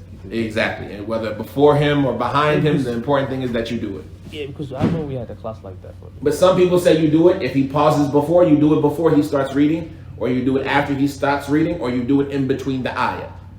And they use as the proof of that the general statement, وَإِذَا قُرِئَ الْقُرْآنَ فَاسْتَمِعُوا لَهُ وَأَنصِتُوا. And when the Quran is being recited, then listen to it and pay attention. And so they say you can't recite Quran while Quran is being recited because you can't pay attention if that's the case. And that's one of the evidences that the people who say that the qira'ah of the imam is sufficient, that's one of the evidences that they use because you've been commanded to listen to it. But Atta is saying is that if they hear the imam and they understand him, then they should beat him with their recitation, or they should recite when he's quiet, i.e. with Fatiha, with al-Quran. Atta, he says, I said, don't you see, if they hear the recitation of the Quran and they understand what's being said and they understand its words, right? Can I talk? If I hear the Quran and I understand it and I know the words that are being said, can I talk? No. Right? Atta, he said, la ansit. No, you have to pay attention. This is important, right? He starts reciting Quran in the back of the masjid. Are we sitting with him? No. And he gets loud. I've listened. and he gets loud enough for us to hear what he's saying and understand it. Can I talk? No, you have to listen. No. You have to listen. Even if Right, that's one of the opinions. He's back there. We're not actively listening to him. But once we can understand him, once we can hear him and understand him, some of them say you have to pay attention now. Because the statement of Allah, when the Quran is being recited, what do you gotta do? Be quiet and pay attention. Or listen and pay attention. Listen and be quiet. So the point is that some of them say even if you're not actively listening to the imam or to the reciter, you have to be quiet. Others say no, only if you're actively participating with him.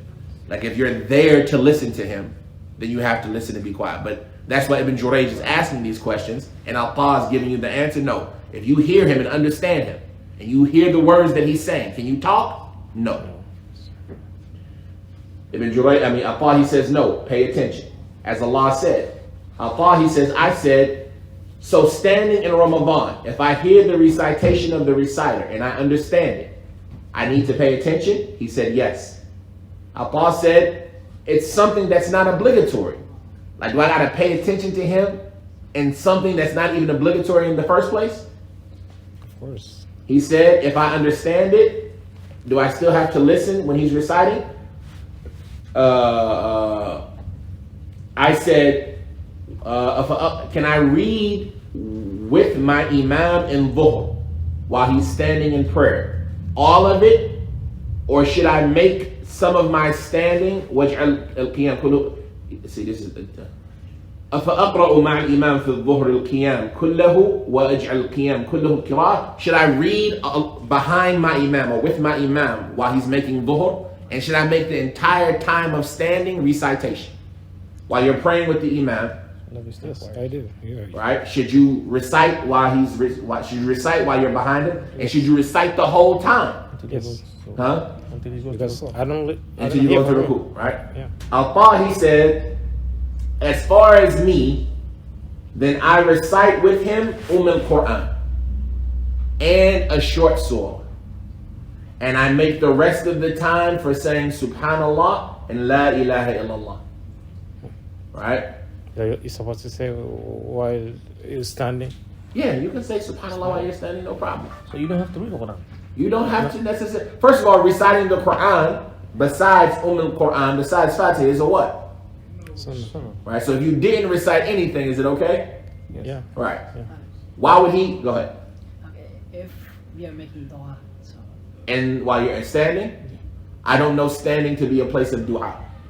Dua is in ruku and sujood, and Quran is in standing.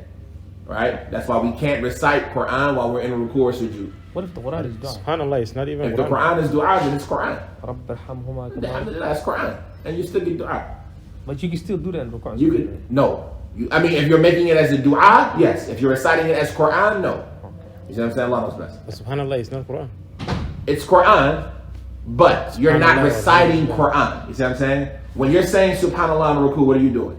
Making dua. You're saying Subhanallah. Are you reciting an ayat from the Quran, or are you saying Subhanallah? You saying You see what I'm saying? There's a No, difference. while he's standing, I'm saying this. when he finished the next your surah, statement is instead of Yeah, when he's while he's standing, standing, he did ikhlas. and The short imam surah, is still reading, but he did Fatiha and ikhlas, short surah. short surah, and then he And making he's standing there SubhanAllah. saying Subhanallah and La ilaha illallah. But is that Quran? It's not Quran even. It's not Quran, that's the point. He's just saying Subhanallah and La ilaha illallah. while standing. So if While you can, standing. so if you can do that, I can make. I didn't say you can't make dua. I said I don't know standing to be a place of But dua. he's saying you can say Subhanallah, La ilaha illallah. That's what I Yeah, because when you don't recite the Quran, what the Prophet tell the man to do in salah? do. Subhanallah. Say Subhanallah, Alhamdulillah, La ilaha illallah, Allahu Akbar. So can I say that while I'm standing? Yeah. Yeah. You see what I'm saying? And so the question is, why wouldn't he just make it all Quran? Because he probably preferred just to do that. Out of fear, Allah knows best, of getting cut off in the middle of an ayah. When If I'm reciting Quran, Imam say Allahu Akbar. ذلك بأنه لا إله الله أكبر. You gotta follow Imam. Because he's, So now I'm stopping in the middle of the ayah where I said La ilaha. There's no. yeah, no, you can complete. La ilaha illallah. You can say it. Says who? no, you have to say yeah. You see what I'm saying? I'm not saying it's right or wrong. That's not the goal here. It's just to give you an understanding of how they're thinking. If the reason why he would say a short surah is to make sure he finishes it so as not to get cut off in the middle of an ayah. Because once the imam says Allahu Akbar, what you gotta do? Follow. Can I finish my ayah? Well, You see, you say it's okay, finish your ayah, akhi. But the imam was appointed to do so what? what if some imam like Surah Al-Fatiha, they recite very fast. Sometimes even you cannot finish. Do you finish Fatiha when the imam recites it too quick for you? If I can catch him, so I have to finish. No, if the imam is reciting too fast for me to finish Fatiha, I follow the imam. The Fatiha is So done. Even though I believe Fatiha is necessary in every rak'ah. I was about to say that. Right? If the imam is moving too fast, which happens a lot, Yeah. you might get to the third ayah and the imam is Allahu Akbar. If I know I can finish because imam is take a while for in ruku, so can I finish my Fatiha and follow him? Can you? What's the imam appointed to do? I don't know. Like, remember, I don't have answers in this. I'm reading with you all. But that's how they think. The imam is appointed to do what? Follow. To be followed. Who said you can finish your ayah? But the hadith goes, if you don't read Fatiha, you got to make up the rak'ah. An imam is appointed to be followed. But you believe the Fatiha is mandatory. Yeah, but the imam is also mandatory. And so when two mandatory things meet, I got to follow the imam. The Prophet ﷺ didn't sit for the first tashahhud. The first tashahhud is what? Mandatory. That's sunnah. It's mandatory. The first tashahhud is mandatory. It's a wajib from the wajibat of salat. And the Prophet stood up. What did the Sahaba do? Follow him. They followed him. They stood up. The Prophet told them to stand up. They stood up. The first tashahhud is wajib. Following the imam is wajib. What do? Follow the imam. The imam is appointed to what? So when he says Allahu Akbar, what do you do? Allah Akbar. Do you finish your ayah? No, just follow him. Prophet said when he says Allahu Akbar, what do you do? Say Allah. He didn't say finish your ayah.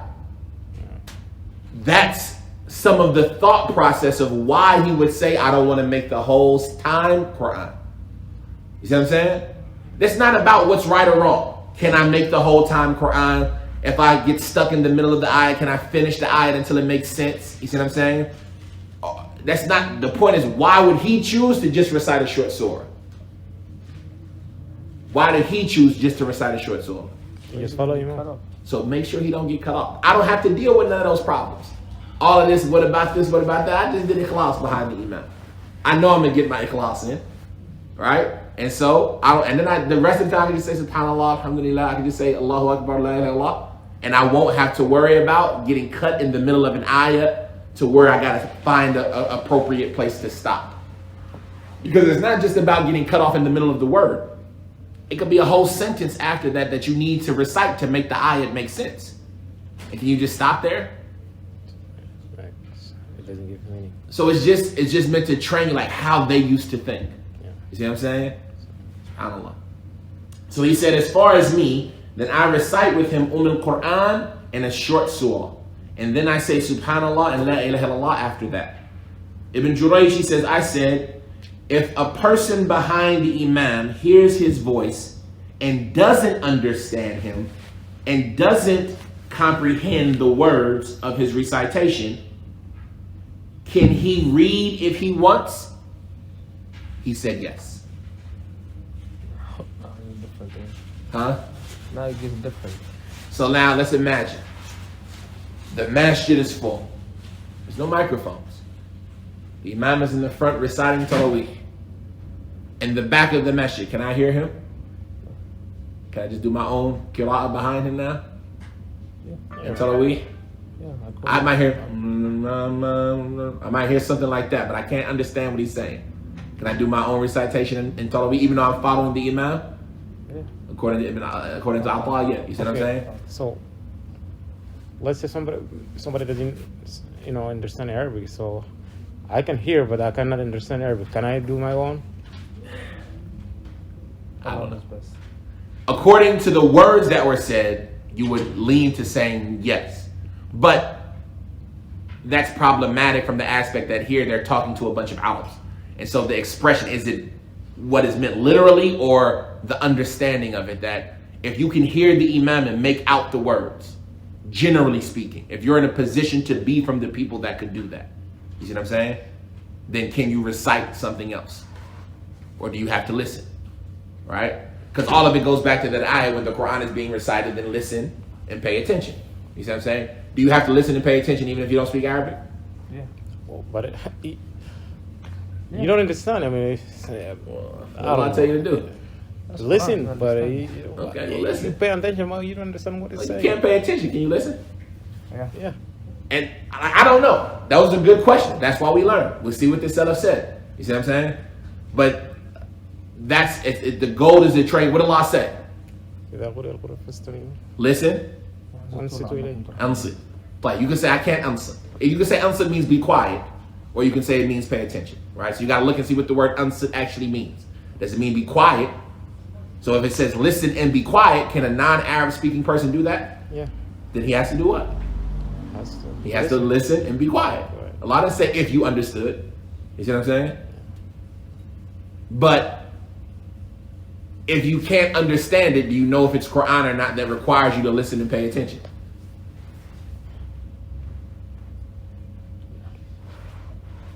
Like if you can't make out the words, do you know if it's Quran that requires you to listen and pay attention? No. If you can't hear it, do you need to listen and pay attention? No. Because there's somebody in the world right now reciting Quran. Does the whole world need to listen and pay attention? No. Right? All of that is where you start putting that fiqh on it and you start understanding what is actually intended. The next, so that's the chapter about listening and paying attention to the Imam when he recites the Tawheed. The next chapter is chapter Bab al-Taghani bil-Qur'ani fi Qiyam Ramadan. At-Taghani. I hate using this English word, singing the Quran. But that's the word they translate it as. But Taghani is beautifying your voice with the Quran. But it's Right. even in Arabic, تغني, so it's just sing. No, but it's not. That's not what it meant. For example, what sound does your nose make when you say noon? In Tajweed, what do they call that? Noon. Alright? What's that? They call it ghunna. They call it ghunna. Is your nose singing when you do that? Or is it just making a melodious sound? So when they say Taghani bil Quran, people translate it different ways, and the different translations and the different details is something that makes it hard, because this is a tajweed issue. What is a Taghani bil Quran? Right? In another narration, laysa minna man lam yujawwid bil Quran, who doesn't make the Quran good with his voice. Making it good with your voice is okay. Is singing the Quran okay? Like there's the brother sent me a YouTube clip. Here, let's show you real quick. Let's see what you all think of this. No, it's just Can't do that. I'm not for singing. Yeah, baby. The adhan, oh, slow down.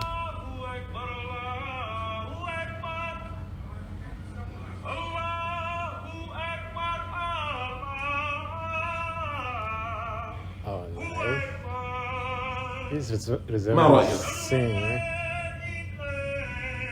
Nah, it's not. It went viral. But It's wrong. Taghani, he's singing.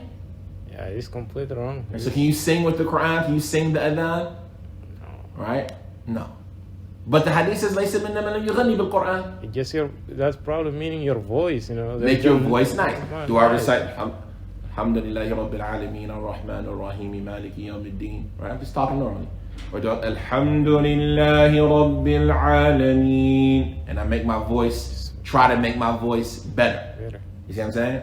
So it's important to understand that the way people translate and the different details that go into it make a difference when we have this conversation. Laysa minna man lam yughni bil Quran. Laysa minna man lam yujawwid al Quran. Right? He's not from us the ones who don't do ghina with the Quran. Does it mean sing the Quran? If they translate it that way, no problem. But what is meant there? Beautifying your voice, not putting it on the maqamat, right? Not putting it on the scales of singing, right? The A-E-I-O-U, the T, do, re, mi, right? Not doing all of that with the Quran. So this is the chapter regarding at-taghani bil Quran. in the month of Ramadan? Should you make your voice? Because some of our mashayikh, you see them, like I believe Uthaymeen was like that. He didn't used to beautify his voice with the Quran. When he would recite, he would just recite normally. He wouldn't make his voice beautiful because he didn't believe in what you see a lot of people do with beautifying their voices with the Quran. All right? He says, عن نوفل بن إياس الهذلي رحمه الله تعالى أنه قال كان الناس يقولون في رمضان في المسجد فكانوا إذا سمعوا قارئا حسن القراءة مالوا إليه فقال عمر بن الخطاب رضي الله تعالى عنه قد اتخذوا القرآن أغاني والله لئن استطعت لأغيرن هذا فلم تمر ثلاث حتى جمع الناس عن أبي بن كعب فقال عمر إن كانت هذه بدعة لنعمة البدعة. This is on the authority of Nawfal ibn Iyas al-Hudhali. He said that the people, they used to stand in the month of Ramadan in the masjid. Right? They used to stand in the month of Ramadan in the masjid. And if they heard a reciter who had a good voice while reciting, they would go to him. Right? Malu ilay. This is before Umar. Right? Everybody's just praying individually, separately. You praying by yourself in the corner, you hear somebody going. You're like, oh, no, look over there and pray to him, mashallah. Right? So, Umar ibn al-Khattab, he said, they have taken the Quran as music. Right? They've taken the Quran as music, singing. That's all they care about is who sounds the best. Wallahi, if I'm able, I'm going to change this. And so 3 didn't pass, whether it was days or nights, 3 didn't pass until he gathered the people on Ubay ibn Ka'b.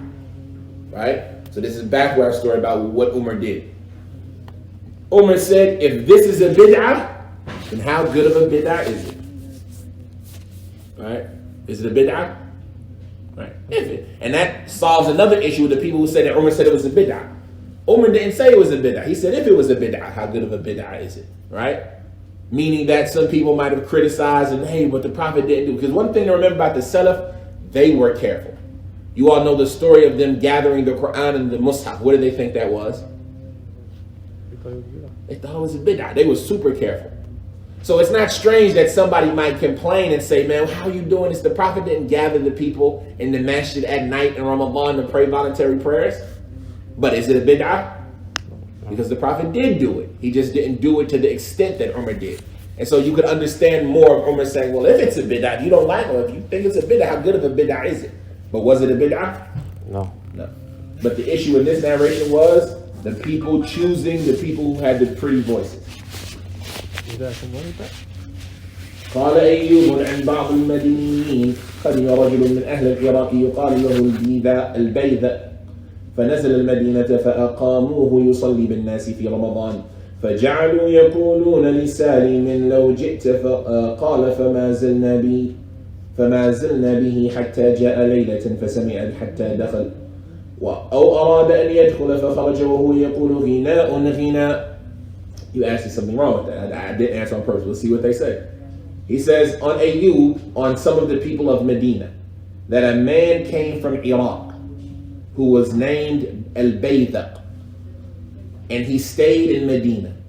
And so they placed him as the imam for the people in Salat in Ramadan.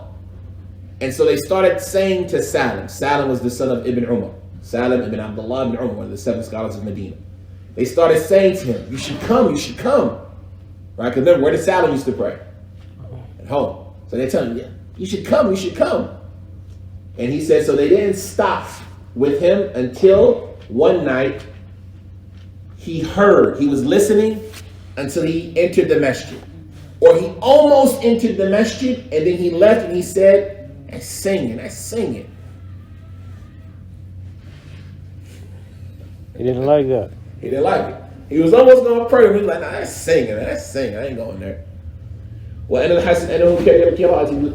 He said, in al-Hasan, he disliked people reciting with voices. Meaning beautiful voices.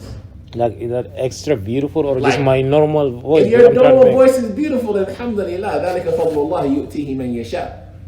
But no, this is something over.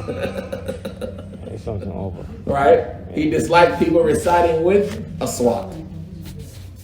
They call it like, there's a whole bunch of like, and I'm not proficient in tajweed enough to go through all the stuff they talk about, but in the science of tajweed, they talk about like tar'eed, tarji', al-maqamat, and stuff like that, like the way you say things and how you say things in certain ways to make it seem like, alhamdulillah, right? Just trying to influence the people and talk, like, can you recite the Quran like that? Or what about this?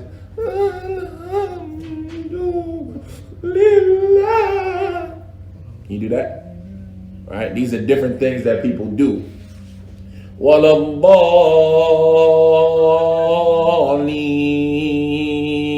It's too much. Can you do that? It's too much. All right. So he says, وسمع إياس بن معاوية قال أن يقرأ بالأصوات فقال له إن كنت متغنيا فبالشعر. He said that Iyas ibn Muawiyah, he heard a person reciting with voices. And some people would say it includes just a good voice. Like when I talk like this. Do I talk like this when I'm normally talking? No. Right? So can I recite Quran like that? No. Some people say, no, you can't change your voice. Just recite Quran. Alhamdulillahi Rabbil Alameen Ar-Rahman. Alhamdulillahi Rabbil Alameen. Right? You don't talk like that. When I'm reading the book, can't you tell I'm reading differently? But you're not doing something over, just doing what. I'm not doing something over, but I'm doing it with a voice. Why are you changing your voices to make when you recite the Quran? Prophet Do you said talk like this when you're talking? كيف حالك يا مصطفى? How's everything going? Right? You did something. You changed your voice. Some of the Salaf used to hate reading the Quran with voices. So and they talk about like taqleed al-qari, trying to imitate somebody in their recitation. Right? That's not That's good. good though. No, Is it? I don't think I that's want to good. imitate. That's not You your try to be voice. like Husari. Is that how you talk? That's what I'm saying. If I want to imitate what they says recite. That's what I'm saying. Is that how you recite? But that's good though, because Says who? he actually gives you what it like today's. You want to be like Sudesh, but did the Salaf used to criticize somebody who imitated a reciter? Yeah. Now, I'm not saying what's right or wrong. Of course, Abdul Hakim ain't at that position. I'm just telling you, as he's going to see, some people criticize that. You see what I'm saying? So that becomes your job to see, is it okay to, I want to sound like Husuri, I want to sound like Hudayfi, so I try to copy them. And I'm purposely doing something extra with the Quran. Was the Quran sent down for you to try to be a Qari? Like Hudayfi, like Husuri? Was the Quran sent down for you to recite it and worship Allah with it? I mean, you can just. Why you want to sound like Husuri? I'm just saying, man. That's I want to sound. I wish I could sound like Husuri, but I can't sound like Husuri. So if I put all that extra effort into sounding like Husuri, am I doing worship or am I doing showing off? No, you're showing off. It's not I yours. think it'd be purely. Why you want to do it then? If you just want to sound beautiful, because you think he sounds beautiful. You think he sounds beautiful, so you think you don't sound beautiful with the Quran? You think the Quran coming from me don't sound good? I mean, there's different. You and So you saying when I say the Quran, it don't sound good? I'm sitting you now. Huh? So you saying when I say the Quran, when I say the speech of Allah, you don't like the way it sounds? No. You don't like the way the speech of Allah I didn't sounds? say that. I mean like So that. why I gotta sound like Husuri? But it's just you talking about it. I'm just messing with you, but that's what I'm saying. Like, that's why people disagree. It's like, what are you saying? And then you say, listen, you joke with the Quran. And we say, yeah, tajweed is something. With your voice, not with somebody else, you know. Tajweed is the rules. Make sure you say a ha. And make sure you say Bismillah, not Bismillah. Right? That's a mistake I often make. Bismillah, it sound like a me. Right? Make sure it's Bismillah. Right? So the point is, that's tajweed. That's not tajweed. That's you sing it. According to some. So let's continue. He said, it's Iyas ibn Muawiyah. He said he heard somebody reciting the Quran with the voices, and he said to him, if you're going to sing something, then sing poetry. Right? إذا ما قال لي ربي أما استحييت تعصيني. Can you do that? Yeah. Yeah, that's poetry. Do what you want to do. You want to sing something, sing poetry. But the Quran, no. قل هو الله أحد الله الصمد. Right? He says, وقال سعيد بن جبير لرجل ما الذي أحدثتم من بعدي قال ما أحدثنا بعدك شيئا قال بل الأعمى وابن الصيقل يغنيانكم بالقرآن. He said that Sa'id ibn Jubair said to a person, what is this that you all have innovated after me? He said, we haven't innovated anything after you. He said, of course you did. This is al-A'ma and Ibn Sayqal, two individuals. They sing for you all the Quran. وقرأ رجل عند الأعمش فرجع قرأ بهذه الألحان فقال الأعمش قرأ رجل عند أنس بن مالك نحو هذا فكرهه. He said that a person recited in front of al-A'mash, and he did a tarjih. A tarjih is that breaking of the voice we talk about in the mezz. وَلَضَّالِّينَ. Right? Can you do that? People disagree. Tarjih is that breaking of the med. The Prophet ﷺ, when he would enter into the med, he would enter and exit at the same pitch. But there's a narration that the Prophet ﷺ was on an animal one time, and the person mentioning the hadith said, and I could hear his tarjih, إِنَّا فَتَحْنَا لَكَ فَتْحًا مُبِينًا. Right? So he did tarjih. So some scholars say it's okay to do tarjih. Other scholars say no, he did tarjih because he was where? Riding. And what happens when you riding? إِنَّا فَتَحْنَا لَكَ فَتْحًا مُبِينًا. Right? You don't have control on that. You don't have control. So that's why he did tarjih. But other than that, you can't do that. And so this narration here is saying that a person read in front of al-A'mash, and they did this tarjih. i.e. they read with these voices. And so al-A'mash, he said a person read in front of Anas ibn Malik like this, and he disliked it. He disapproved of it. قال حدثنا محمد بن يحيى قال حدثنا أبو صالح قال حدثني يحيى بن أيوب عن عبيد الله بن الزهر عن علي بن يزيد الدمشقي عن القاسم أبي عبد الرحمن عن أبي أمامة عن عبس الغفاري أنه تمنى الموت فقال له ابن أخيه لم تمنى الموت وقد قال رسول الله صلى الله عليه وسلم لا تتمنوا الموت فإنه يقطع العمل ولا يرد الرجل فيستعتب. قال إني أخاف أن يدركني 6 سمعت رسول الله صلى الله عليه وسلم يذكرهن: الجور في الحكم والتهاون بالدماء وإمارة السفهاء وقطيعة الرحم وكثرة الشرط والرجل يتخذ القرآن مزامير يغني القوم والقوم يقدمون الرجل ليس بخيرهم ولا بأفقههم فيغنيهم بالقرآن. So he says that Muhammad ibn Yahya narrated to us, he said that Abu Salih narrated to us, who said that Yahya ibn Ayyub narrated to me about Ubaydullah ibn Zahr, about Ali ibn Yazid al-Dimashqi, about Al-Qasim Abi Abdurrahman, about Abi Umama, on the authority of Absin al-Ghifari, who said, I'm wishing for death. I wish to die. And so his nephew said to him, why are you wishing for death? And the Messenger of Allah sallallahu alaihi wasallam, he said, don't wish for death.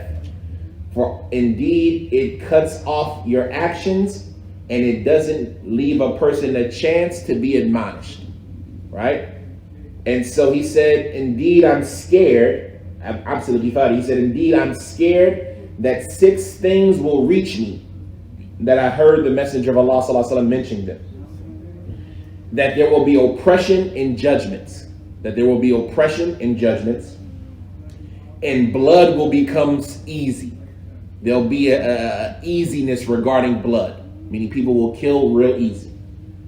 And ignorant people will be placed in charge. And people will cut off their family ties. And there will be an abundance of police. And the people will take the Quran as a musical instrument. He will sing for the people. And the people will push forward a person who is not their best, nor their most knowledge, just so he can sing the Quran for them. SubhanAllah. This time. Wallahi, that's like, man, he was talking about, he was ready to die back then for now. Our times. Right? He was ready to die back then in the time of the Tabi'een. So how about us? Right? Oppression and rulings, an easiness regarding the blood, the leadership of ignorant people, cutting off of family ties, and abundance of police. See in St. Louis? It's our time. Yeah, It's sure. not St. Louis, even it's a Muslim country that's happening. And then the people will take the Quran as a musical instrument. They will sing to the people. And the people will push forward a person who's not their best, and not their most knowledgeable, just so he can sing for them in the Quran. And how much do we see this in Taraweeh? Right? It's okay to read from the Mus'haf. Right? Let a good person read from the Mus'haf. It's better than having that guy who's getting paid a stipend to come and sing the Quran to you. Allah musta'an. قال وقال مالك يكره هذه الألحان التي يقرؤون في القيام في المسجد. He said that Malik said it is disliked these different pitches and voices that they recite with when standing in the masjid, standing in prayer in the masjid. وقال الشافعي رحمه الله تعالى في قوله صلى الله عليه وسلم ليس منا من لم يتغنى بالقرآن قال يقرأه حدرا وتحزينا. He said that Ash-Shafi'i rahimahullah ta'ala said regarding the statement of the Prophet sallallahu alaihi wasallam, he's not from us those who don't yataghanna bil Quran, i.e. they recited hadaran wa tahzina. Hadaran, if I'm not mistaken, it means with a fast pace. Hadaran and tahzina, i.e. they recite it like bringing about remorse. And I'm trying to see, do they talk about this, because the way it seems, he got like 4 pages of footnotes here.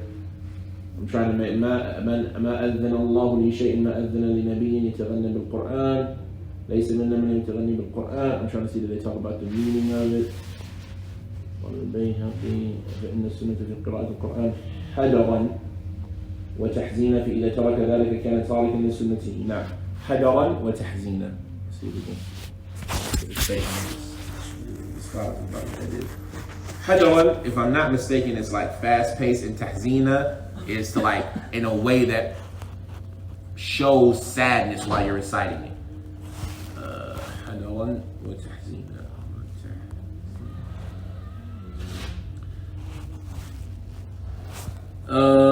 Okay, here we go. قال الشافعي رحمه الله تعالى ليس لا بأس بالقراءة بالألحان والتحسين.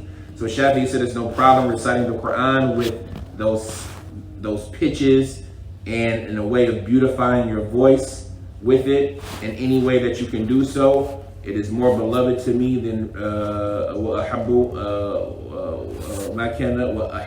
and what's more beloved to me is that a person read with hadr and with tahzeen. قال العلماء يستحب تحسين الصوت بالقراءة وأما القراءة بالألحان قال الشافعي وقال الشافعي وأحب إلى قال. Okay, so the people of language, they say حدرت بالقرآن إذا أدرجته ولم تمطته ولم تمطتها. So like, yeah, when you recite fast and you don't like clarify every letter really good. ويقال فلان قرأ بالتحزين إذا رقق صوته. And reading with tahzeen is to soften your voice and like make it like the way you make somebody sad when they hear you. You know what I mean? So Shafi'i said that was okay. That's that chapter regarding reading the Quran with taghanni. Okay, we'll do another chapter or two. He says, Bab man kariha salatu bayna tarawih. This chapter is regarding those who dislike praying in between tarawih. We asked the question about, right, if you're praying with the imam, they take that break. That break would be a break. They would be able to go make wudu, use the bathroom, maybe get a bite to eat. And during that time, is it okay to pray while you're waiting on the other people? Right? This is the chapter about those who disliked praying between the taraweehat, right? Between every 4 rak'ah. قال بحير بن ريسان رأيت عبادة بن صامت يزجر أناسا يصلون بعد ترويح الإمام في رمضان فلما أبوا أن يطيعوه قام إليهم فضربهم. Buhayr ibn Raysan, he said that I saw Ubadah ibn Samit radiallahu ta'ala anhu criticizing, like reprimanding the people who were praying after the tarweeh of the Imam in Ramadan. And so when they refused to listen to him, he stood up and started hitting them. قال وكان عقبة بن عامر يوكل بالناس في رمضان رجالا يمنعونهم من السبحة بين الأشفاع لئلا يدرك رجلا الصلاة وهو في سبحة لم يفرغ منها. He says that Uqbah ibn Amir, he used to appoint somebody for the people in Ramadan individuals to stop them from doing a subha. A subha is just a voluntary salat, right? We call it, remember they said salat, you used to call it tasbih or subha. So he would appoint people to stop the people from praying voluntary prayers when they were praying with the people, bain al-ashfa, between all of the even prayers. So every time they finished 4 rak'at, some people want to get up, Uqbah ibn Amr would have people that would stop them from that. In order that a person not be in salat and their subha not finished from it yet when the next tarweeh has started, right? So he didn't want them to be in their own prayer when the next tarweeh has started, right? You in the front row praying, you in the third row praying, people trying to line up for tarweeh, you in your own prayer, right? He didn't want that amongst the people. وقال أبو الدرداء رضي الله تعالى عنه من خالفنا في صلاتنا فليس منا يعني الصلاة بين التراويح. Abu Darda, he said, whoever goes against us, whoever differs with us regarding our salat, then he's not from us. I.e. he's not, i.e. regarding salat al-Taraweeh, right? If you want to do something different than what we're doing in Taraweeh, then you're not part of our Taraweeh, right? If you want to pray extra prayers, then you're not part of us. He's not calling you a kafir. He's saying that he's not from us, i.e. from us in our Taraweeh. ورأى عمران بن سليم رجلا يصلي بين الترويحتين في رمضان فجدب وقال لا تخالف القوم في صلاتهم. Imran ibn Sulaym, he saw a man praying between the two tarweehatayn in Ramadan, so he snatched him down. And he said, don't be different than the people in their salah. Right? You see the people praying, don't try and do something different. وقيل لأحمد لا يصلي الإمام بين التراويح ولا الناس قال لا يصلي ولا الناس. وسئل أن قوم صلوا في رمضان 5 ترويحات لم يتروحوا بينها قال لا بأس وكره إسحاق الصلاة بين التراويح. He said they asked Imam Ahmed about an imam praying between the tarweehatayn, and likewise the people. He said he should not pray, nor should the people. And he was asked about a group of people who pray in Ramadan 5 tarweehat. How much is that? 5 for 20. 20. They pray 5 tarweehat, and they don't take any break between it. They just pray 20 straight, meaning they pray 2, 2, 2, 2, 2. But they don't take that tarweeha. They don't take that break between every 4. He said there's no problem with that. He says, وَكَرِهَ إِسْحَاقُ الصَّلَاةِ بَيْنَ التَّرَاوِيحِ. Ishaq, Ibn Rahuya, used to dislike people praying between the tarweeh. Last chapter, he says, not the last chapter of the book, but the last chapter for this week, he says, بَابُ مَنْ رَخَصَ فِي الصَّلَاةِ بَيْنَ التَّرَاوِيحِ. Chapter regarding those who allowed people to pray in between the tarweehatayn. Right? Who allowed the people to pray in between the tarawih. سئل الزهري رحمه الله تعالى عن الصلاة في قيام رمضان بين الأشفاء فقال إن قويت على ذلك فافعل. Az-Zuhri rahimahullah ta'ala was asked about a person who stands in prayer in Ramadan between all of the even salat, and he said if you're strong enough to do so, then do so. وكان عامر بن عبد الله بن الزبير وأبو عمرو وسعيد بن عبد العزيز بن عبد العزيز والليث بن سعد وابن جابر وبكر بن مضر وأبو بكر بن حزم ويحيى بن سعيد وابن عبيدة وقيس بن رافع والأوزاعي وابن المبارك وأبو معاوية والسعير ابن الخمس يصلون بين الأشفاء.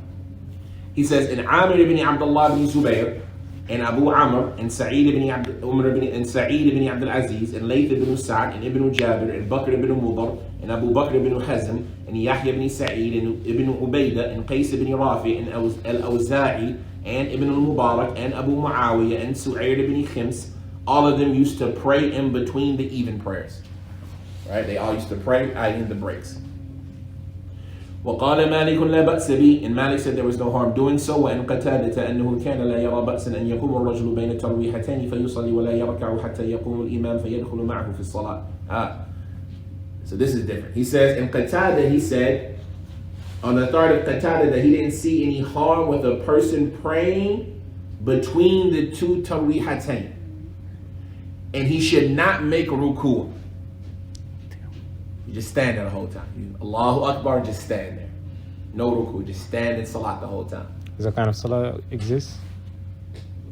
Listen after. He says, and don't make ruku' until the imam comes in, and then you just join them immediately while you're still standing. Right? So you stand that whole time, just waiting for them to come back to salat, and then when the imam comes back, you just make your intention to include with them. Right? The reality of, he's going to mention it here, is that necessary? No. Because when you're waiting for salat, what are you in?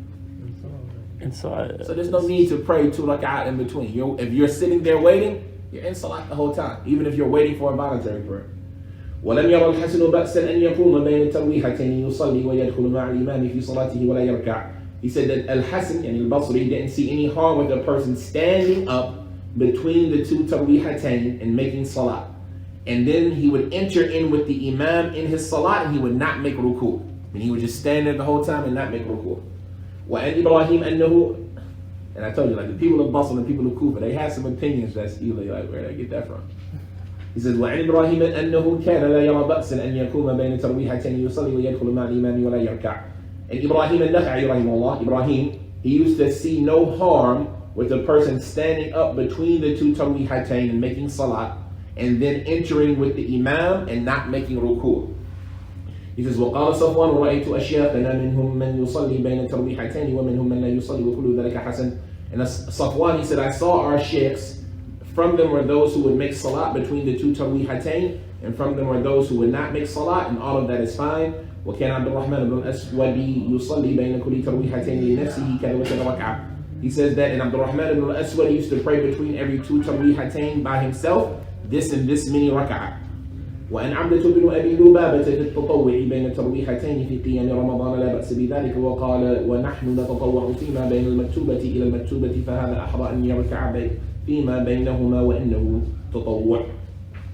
عبدة بن أبي لبابة, he said regarding praying voluntary prayers between every 2 tarwihatain during the prayer of Ramadan, that there's no harm in doing so, and he said that we used to make voluntary prayers between the obligatory prayer and the other obligatory prayer. And this is even more suitable that we make ruku' or we make salat between the 2 of them, because it's all voluntary. هذا وصلى الله وسلم وبارك على عبده ورسوله نبينا محمد وعلى آله وصحبه وسلم. We finished about, there's 113 narrations left, inshallah. So we'll try to finish it all next week, inshallah.